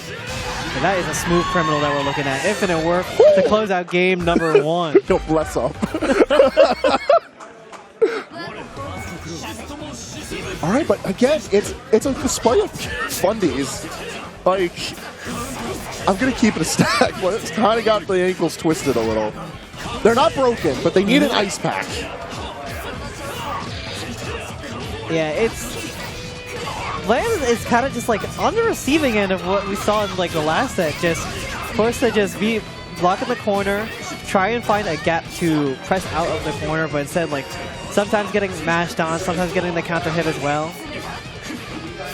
Oh, that's something that P10 Hero is going to have to learn to deal with. Anytime that we've ever seen the shift, it's been trying to do some approaching alongside the projectile. Why they don't got to respect it? Multiple times now we've seen Blvd recognize the situation and blow it up. To massive effect. Yeah, catching up with the infinite worth here. Back it off. What are you doing, bro? And that's another thing I was a bit worried about for P10 Hero coming into this set. Wagner does not necessarily struggle with jump-ins. Like, you've got buttons to call that out. And important buttons at that for Wagner. I can't help but feel, but Blvd has to like hold their ground because P-Town Hero throughout this entire bracket has been catching a lot of people on their back dashes, especially with those huge overheads, those huge jump in normals that Akatsuki's just been throwing out. Speaking of backdashes, I feel like P-Town has been doing a marvelous job of being able to call out buttons with it. Like, the relentless approach being coupled in with a backdash in your face, you gotta respect that. Oh, but not that button. Oh my god, dashing back in, back out. Not care about that cycle whatsoever. The only plus frames here, but we're gonna get beat out by the shield. Alright, 1-1 apiece here. Alright. They're cheering for we got the hero. crowd bias. You can probably hear that on our end. Will Cadmus Hero overcome Blvd? We're about to find out here. Already taking Blvd to the corner. And if I recall correctly, this is the end of first to 2. So it is tournament life on the line for both of these players. Yeah, the dive kick right on out. Gonna get the counter hit as well. Backs away from the pressure too. The dash 2As coming out. Blvd's very nice on defense here. And immediately sees the opportunity to break free. Oh. We're gonna see more of that grab action. Oh, match it on the back dash. Finally, a challenge coming out from Blvd. What you gotta do to be able to close out this set. Challenge the button, big damage. That's the round. All right. Yeah, didn't need to spend any meter whatsoever going to this next round. So now sitting up with a full bar of 200. Wow. All right, just gonna full send it with the 260. Sometimes you just gotta press. You need to put some pressure out on the board. I know Blvd sees it. Like, you saw Blvd like go up to attempt to like challenge the backdash there. He's getting too wily with these grabs. It might cost him tournament life. Ooh, counter hit here. Oh, wait a minute. All right. It could save. No, but we have the change shift, so we saw the 2 press. But no shot! On the 2A. No shot! Gonna put you very close to death here. Not quite enough here, but the 2A match. Yep. Blvd is going to take the set 2-1 over P-Town Hero. The P-Town Hero, the New Jersey legend, goes down. He may fall here, but he put on a hell of a show. I'm going to remember this guy. If I ever see him, I'm going to remember this guy. His Akatsuki is nice. Very admirable performance. I think the fact that really gets me is that like so much of that like the layer 1 and layer 2 of the game plan there was just him. It wasn't Akatsuki. And it wasn't like Akatsuki in Uni. that was Beatdown Hero. That It was was. all just figuring out your opponent's habits and knowing where you get to play your game and when you get to blow them up. That shows a ton of promise for a player. It'll be so messed up when he starts learning like the other Akatsuki options, which I know Akatsuki's like to do change shift. Look up change shift, the reflector, which is his force function. You know about that move. Yeah. It is that move is criminal. Kind of a dumb button. Criminal Gonna be real, move. kind of a dumb button. I really want to say he needs it, but I don't know actually. I Yeah, don't let's know. let him. You saw how much he was able to get away with that. I don't think we saw it once. We didn't see it once actually. Like, we didn't see it once. at all. We didn't see any like crazy links into like Citatsu for the corner, or like maybe like J Citatsu to try and catch you by surprise, because I know you can come up from that in this version of the game. It's, I don't know, that's for another tournament. That's another story. That is another story. Right now we've got Deezee stepping back up to the plate. That's the Hilda player. That's right. We got a lot to worry about for Wagner here because that shield dash in could only do so much. It's a good button, but if you're a Hilda player, you are well aware that that is like the ticket out of projectile pressure. So you've got plenty of buttons to just jail Wagner after that point.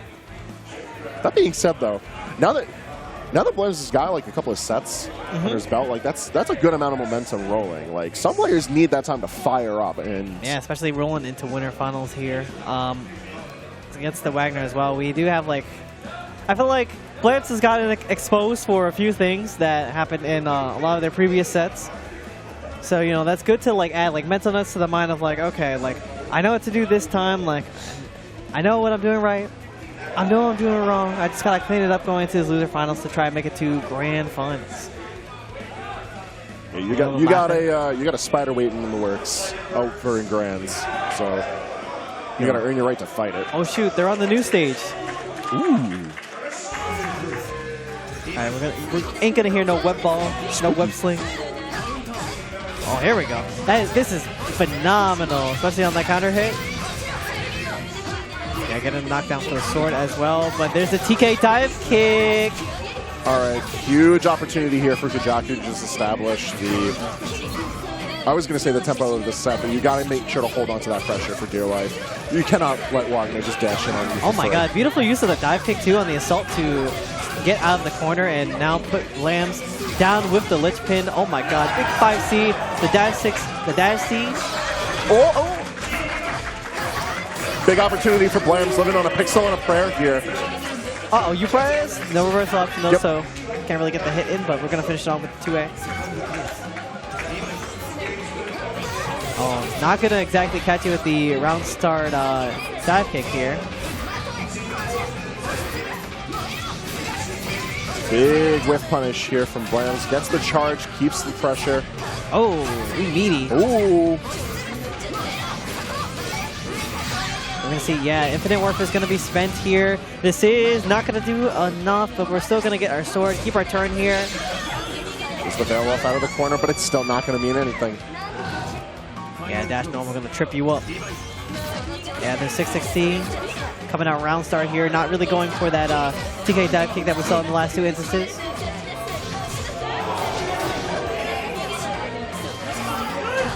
Ooh, interesting approach. All right, hold on. Loving the defense from Kujaku, though, but guard break is going to spell disaster for it. Press to the corner. There's our charges. Oh, wait. Could have taken it somewhere out of the combo there, but we had a good press coming out from Kujaku here, but right on in with the dive kick, though. Not getting a lot of things finished here, but this will definitely be something to go towards finishing up this round and this game. A little bit of a backup after it. Oh, that was so clean. Hey, we got some shimmy actions. Shimmy Wagner coming to fruition? It's scary. It's scary, and I don't want to see more of it. But again, I'm not the one holding the controller. Nuh-uh. I got nothing to be worried about. I get a good show while Kujaku's got to figure out what to deal with Wagner breathing down his throat. Yeah, Kujaku just down backing, using the shield, because shield, when you shield normals, does push you farther away, so you can have that opportunity to try and press out of the corner, which we did try with the 660. Wasn't able to make it hit, so Blams is going to get yet another turn for free. get the sword install and another throw. The timing on the charges in the middle of the combos is fantastic from Blams. Very well practiced. Oh! Yeah, through the fire to the face. Anything working out though. Going in the skewers, tried to go with the dash 660, but is met with the shield bash in return. You gotta love it if you're Wagner. Big damage, alright. And going for concentrate too to keep the cycle on your side here. Yeah, the struggle is absolutely real right now for Kujaku. Yep, there's the veil off. And throwing down Lich Pin, hoping to catch something, but... See, that's what I'm worried about, is that when you go for your veil off, like, you have to make that, like, that's your round life. You use that, and that's got to be you winning after that point on. Oh, 5 shield. That absolutely has to hurt. Alright, and we're seeing Kujaku get a lot more aggressive against Blam here.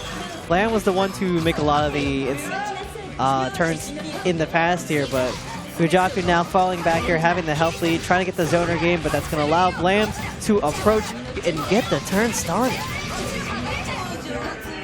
The more proactive zoning I do like from Kujaku, but it does leave you the opportunity for Blam to just charge on through. And once we're back in this corner, I'm getting deja vu. Hold on. Yup! The situation repeats itself all over again. But doesn't come off the wall bounce though. We mash out. Ooh! I'm worried for Kujaku because Blam seems to recognize the situation very clearly. And if just a little bit more health, we very much could have just seen more Wagner wins. Oh my god, the teleport setting down the Lich Pin. Yeah, this is what you're gonna see, the dash 6, the dash C with the Lich Pin.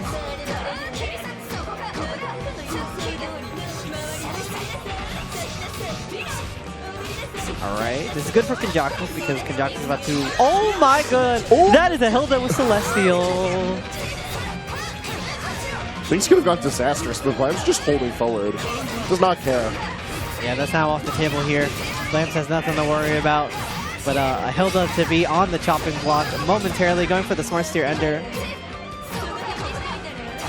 Oh, good. And there's guard break. We're going right into round 3.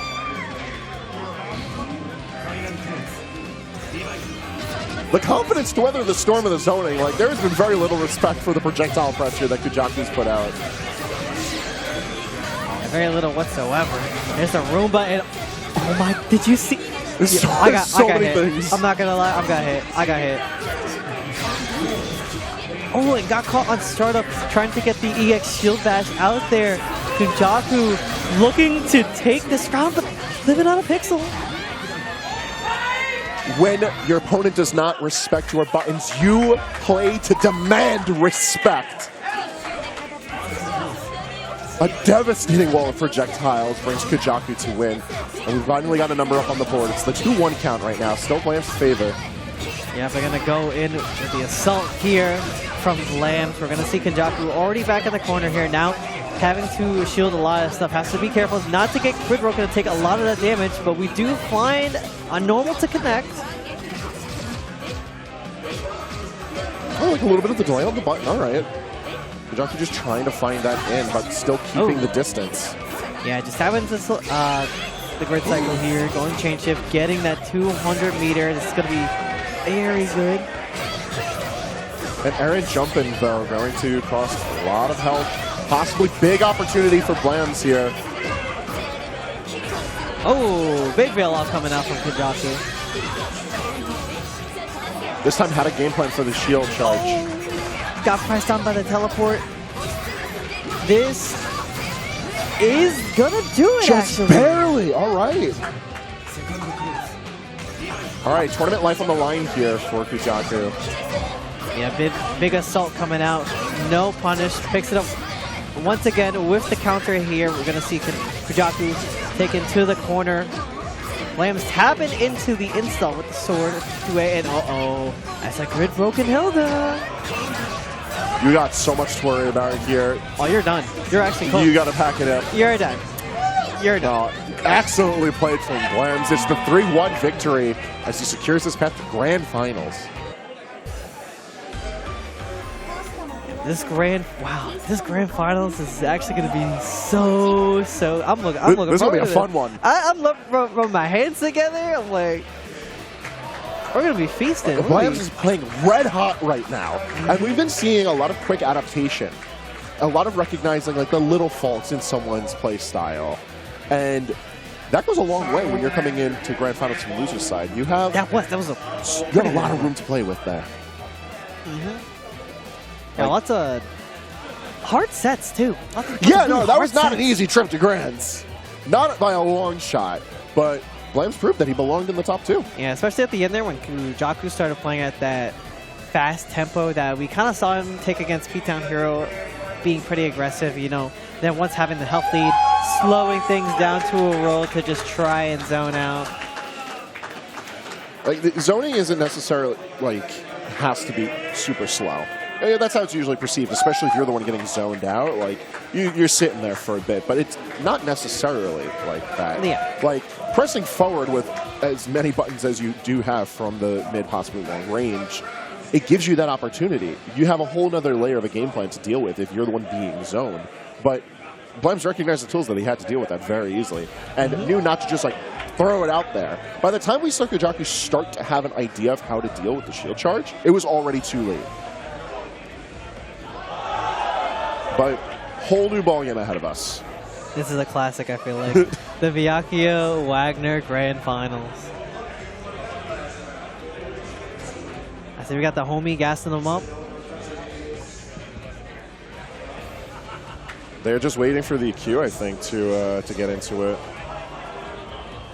And there it is. All right. We got our big first to 3 closer for Undernight here at Defend the North.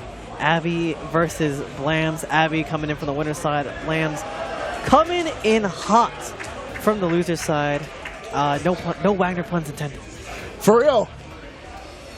No, the fire on this one very well earned though, and honestly, I'm thinking we're seeing the reset. I could potentially see it. Actually, I could potentially see it. But the thing that Blams has to get over from the get-go is being put in those corner situations. Finding the time to press out, but forget all that. We're going to be going into Grand Finals between Abby versus Blams. The crowd already making some noise. Abby definitely contributing to that. Putting on the overhead. Look at that defense. Look at the defense. There you go. Your immediate worry put right away as Abby got the initial hit, but Blams ready to find the opportunity to swing out of the corner. That is going to be pivotal to the remainder of this set. But yeah. Oh, there we go. Using the chain shift, recognizing that Abby swung using at the DP, but here we go. We're going to take Blams all the way to the corner here with the Byakuya. Not necessarily having the meter, but getting tripped up by the low. So tricky. All right, with round 1 out of the way, the immediate double backdash. Like, very important from Blams. See how much defense they can get away with and see what they need in order to actually open up and keep Abby in the corner on their call. Yeah, Blams just caught Abby slipping just a little bit. Got the install up, but gonna get knocked down here by the web spent. Yep, spent bar. 1 or 2 or 3. Let's see, we got that defense going. Oh, tried to maybe jump out of the corner, got caught standing. There we go. Look for your buttons to be able to challenge the space that's controlled by the Byakuya. If you are not literally in the combo, you don't have to respect those webs. Yeah, and spending the 200 here for the infinite work. Got to get that damage on up. Ooh, great spacing there. Sneaky hit. And it gives a round to Blams. Yeah, spacing out the shield bash with the 2 A's. Very nice. Yeah, I'm seeing we're making a lot more use of that shield coming out from Blams.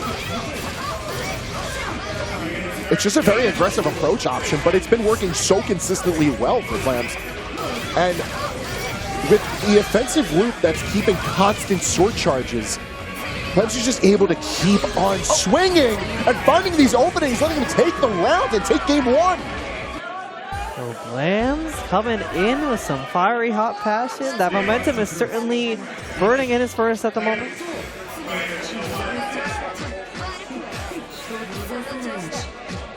Abby on the back heel, but not slowing down when it comes to the buttons. No. Let's see, not going to build enough for the 100 bar here, but blocks all the overheads.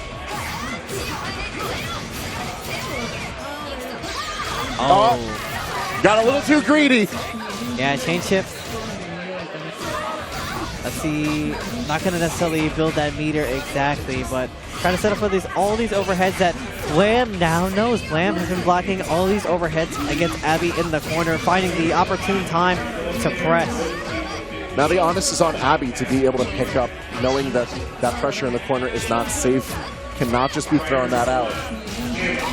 All right. Press here, getting the side switch. We do have the 200 meters, so this is going to be looking like the end of the first round here. Yep.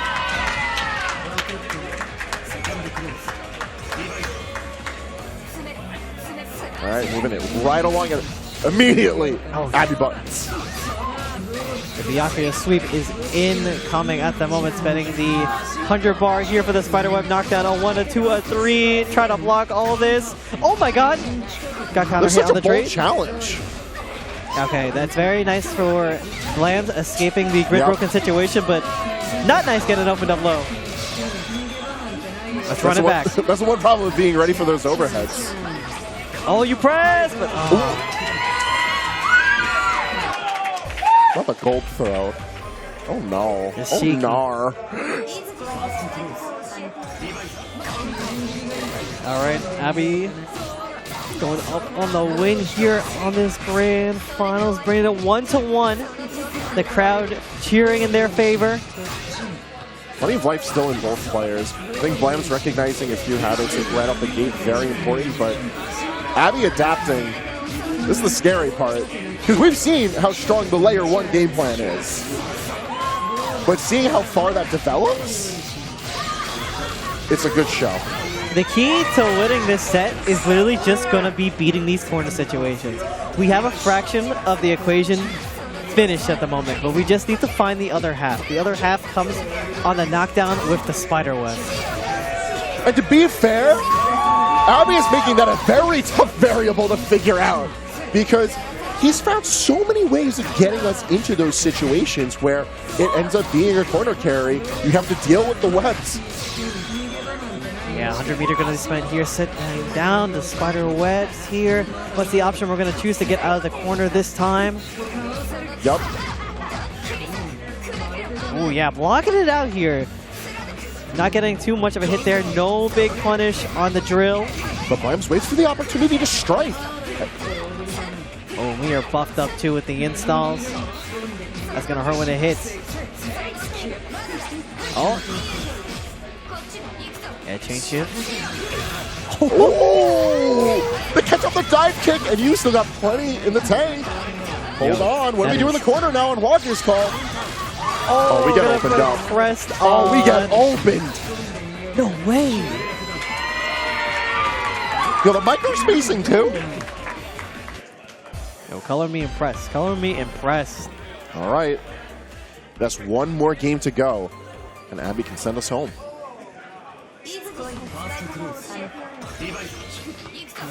Man. Are we going to get treated to a Byakuya win for tonight's 22 bracket? It's honestly looking like a really confident finish. To the Spider-Man, actually. But I want to see if Blam's got a little more fight in them. I want to see if that fight is still alive, especially coming from the loser side, having such an incredible run. I want to see it keep on going here. But Abby making it look so tough at the moment. Let's see if there's a big whip punish. Yes, there is going to be a big whip punish on the counter hit. Not only just big damage, but big positioning too, bringing us to the center stage, but it doesn't end up mattering. Oh, and you lost so much grid for that too, where you could have cashed out with chain shift. That is so tough to see. What? That caught. That's crazy. Spider-Man, yep. Spider-Man does whatever Abby does. Abby going up on tournament point against Blams looking to make a statement to take Blams all the way to the corner where you're going to have to guess for your life. The 100-meter is built on deck, so we're going to see it spent a 1, a 2, a 3. There it is. How does Blams react? It's getting hit. Jump out of the corner here. Let's see if the veil-off is going to be spent here. Tapping into chase here for the 100-meter. Abby looking to close out the tournament, but just one more way. And will still get the catch. Spectacular performance. Marvelous play. This city belongs to Spider-Man. It is going to be Abby winning it. And the people holding up Spider-Man out here. Abby, the crowd popping off and cheering. Oh man, this is such an amazing. This is an amazing bracket, amazing set. And this is our first champion of many for Defend the North this weekend. That's right. What a way to open up too. All right, crowd is cheering. The champion steps off the stage. Now, I don't know if they're going to be doing an award ceremony while we're still on here, or if we're just going to throw it to... Yeah, while the stage has its own obligations, we got ours. Yes, we do. We got to talk about some things. One of the things we're going to talk about that we get a chance to is one of the title sponsors for this event, Pixio. Oh, is that right now? Yes, sir. Pixio having brought the monitors that are for this tournament, all the monitors that are on the stages for this event, and the monitors that are out on the floor for all of the players in tournament are brought to you by Pixio. Now, you might be noticing neat little colors. Yeah, of course. So far, one of the only monitors that are on the market right now that come in a variety of colors, which I know for a lot of people, aesthetic is everything. So if you need to make sure that you don't sacrifice quality for aesthetic, this is the brand.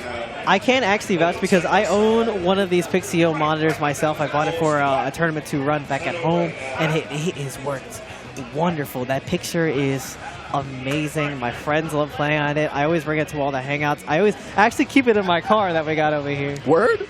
Mm-hmm. I keep that monitor on me. You already know. You gotta always stay prepared. You gotta make sure your game looking fresh, and not just the game itself, but you as well. We're talking about Remix, Prince. We're talking about another one of our sponsors for this event. They are coming right out of the scene itself. They're a group that had formed because of a friend of theirs in the scene who had passed, and they're looking to pour the passion that they have back into the community that's fostered that passion. That's right. I'm looking at some of the shirts here, and that is culture. So you're speaking, founded on memory, sort of Nelson Remix Riaz. We have the Chinatown Fair shirt, a legendary local here in New York, Chinatown, home of so many great players and commentators that are still present in the FGC today. I see the Magneto with the curly mustache, you know. Of course. That's Pringles, baby. That's Pringles when you get it opened up in Marvel.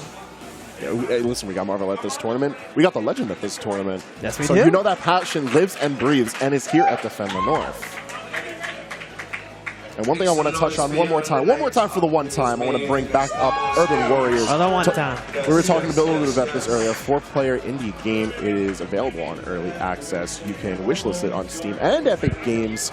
And if you are here in the venue with us this weekend, whether you're here right now or if you want to come by at some point, you can play the game live. In fact, they're over in the side room that's immediately across from the Grand Ballroom. I'm not going to lie, I love indie games. I was talking about this, I think, before we went live, and I think the last time we showed that. I love that this is a recent trend at events, specifically fighting game events, where developers have been bringing their games to showcase to people, giving them an opportunity to test drive it, because then you can ask the developers themselves questions. And you get to hear and feel the passion that they have for the games that they're bringing. Yeah, I love that Defend the North is continuing the tradition, and I hope tournaments continue to still carry on that tradition of showing new indie games, having it like on their show floor at their tournaments for people to play. And wish listing, I feel like that's a new thing that's kind of be coming into fruition with bringing up these things. Where we see like MVC2, the collection, everyone's like wish list this, and it will show like support. It really shows support towards these games. You know what it's like? It's like how TOs push for you to reg early for an event. You know why they tell you to do that? Now why is that? Sponsors look at these events. They look at the numbers. They see, X amount of people interested. I guess we could throw a few monies their way. We could throw a few product their way. The same applies to developers. The same applies to indie devs. They see the wish list numbers. They're like, look at how many people want this game. And you know what someone says? Oh, here's some monies. As a treat. Build your dream. That's talking about building dreams. We got some players that are getting awards for their efforts for this bracket. Yeah, we have our top 8 placers here. Standing up on stream. Hey, yo, Sub-Zero presenting the awards? Yo, Sub-Zero? No, this ain't even his game and he popped This out. is the craziest crossovers here, only at Defend the North.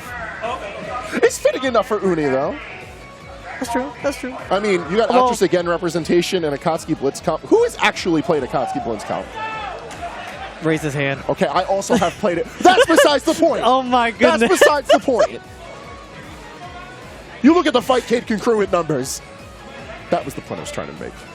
But also, try Akatsuki Blitzcom. Game's kind of fun. It is a pretty sick. It is a pretty sick game. It is a pretty fun game. Which I actually need to play more of that game. Who do you play in that game? I forgot her name. Oh, I forgot her name. What's she look like? It's been a minute. It has been a minute. I played the game, but like a while ago. I'm gonna be real with you. I haven't played too much of it myself.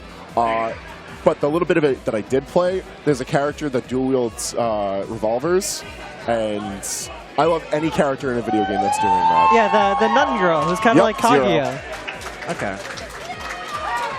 Big fan. Big fan. All right, we collected some awards here. Now I see Black Atlas dealing out the awards that we have here. As you were saying, Long Island goats. One of the many goats of Long Island FGC. Truly. Now we kind of got a little bit of a sneak peek as to what the players are actually winning. To our left, there's a lot of medals. I really want to see the medals. I see them like the lanyards, but yeah. I want to see the medals. Look at P-Town Hero. This guy is so expressive. I love this guy. Yeah, he's cheesing it up. Yo, if I ever pull up to a New Jersey local and he's there, I might have to talk to this. There you go. Talk to this individual. That's kind of like the vibes that I love to see at these events, and especially at Defend the North here. Just like happy to be here, good vibes. Wants to spread the positivity to everyone else, and you know, everyone you play against. Because we are here to compete, but we are here to have fun. Yeah, it's video games. I mean, if you're spending a lot of your time online, you're living in like the stream chats, you're seeing things on Twitter, then like, yeah, you're going to be swamped with the negativity. I promise you, support your local scene. It really ain't like that. Like, it really ain't. Like at worst, there might be like a person that you may not mesh with, but you could still plug in and play games for hours on end with that person because you're in the same room for the same purpose at the end of the day. And even if you don't mesh with a person, like, you still both want the same thing. You're still supporting your scene. You're still playing the games that you like. It's so easy to put aside differences and plug in. Yeah, that's very true. Very well said. Very well said. I feel like we always got so much negativity going around, and there's plenty of reasons to be negative about things. But, like, we got a lot of reasons to be positive. Yeah, we got to remember to be positive. I feel like everyone's just been like realizing that, you know, things have, you know, we don't have to be so negative. We can put a positive spin on things, and I'm seeing people like, you know, keep the positive vibes rolling, encourage others to, you know, not be so doer per se about games per se. You know, we can have fun all playing and learning. We don't gatekeep out here. We don't gatekeep like games, knowledge, especially if you're part of the local scene. Like, that's only gonna bring it down. Yeah. The first place are getting our medal. Yup.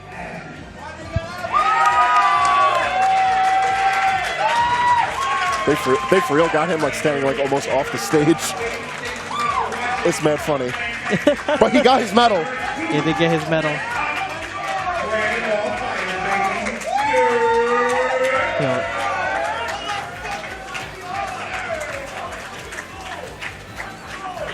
All right, they hyped about it, and rightfully so. Hey, you want to know something? The hype ain't done yet. Oh, it ain't? No. What we got? Maybe for you and me on the mic, for now. You'll hear plenty from both of us. But make sure to stay tuned in, because we got Dragon Ball FighterZ coming up next here on Lunar Phase. So thank you so much for joining myself and Snivy for Under Night in Birth 2. It's been a great start to the tournament, but we've got plenty of tournament ahead of us. Don't go anywhere.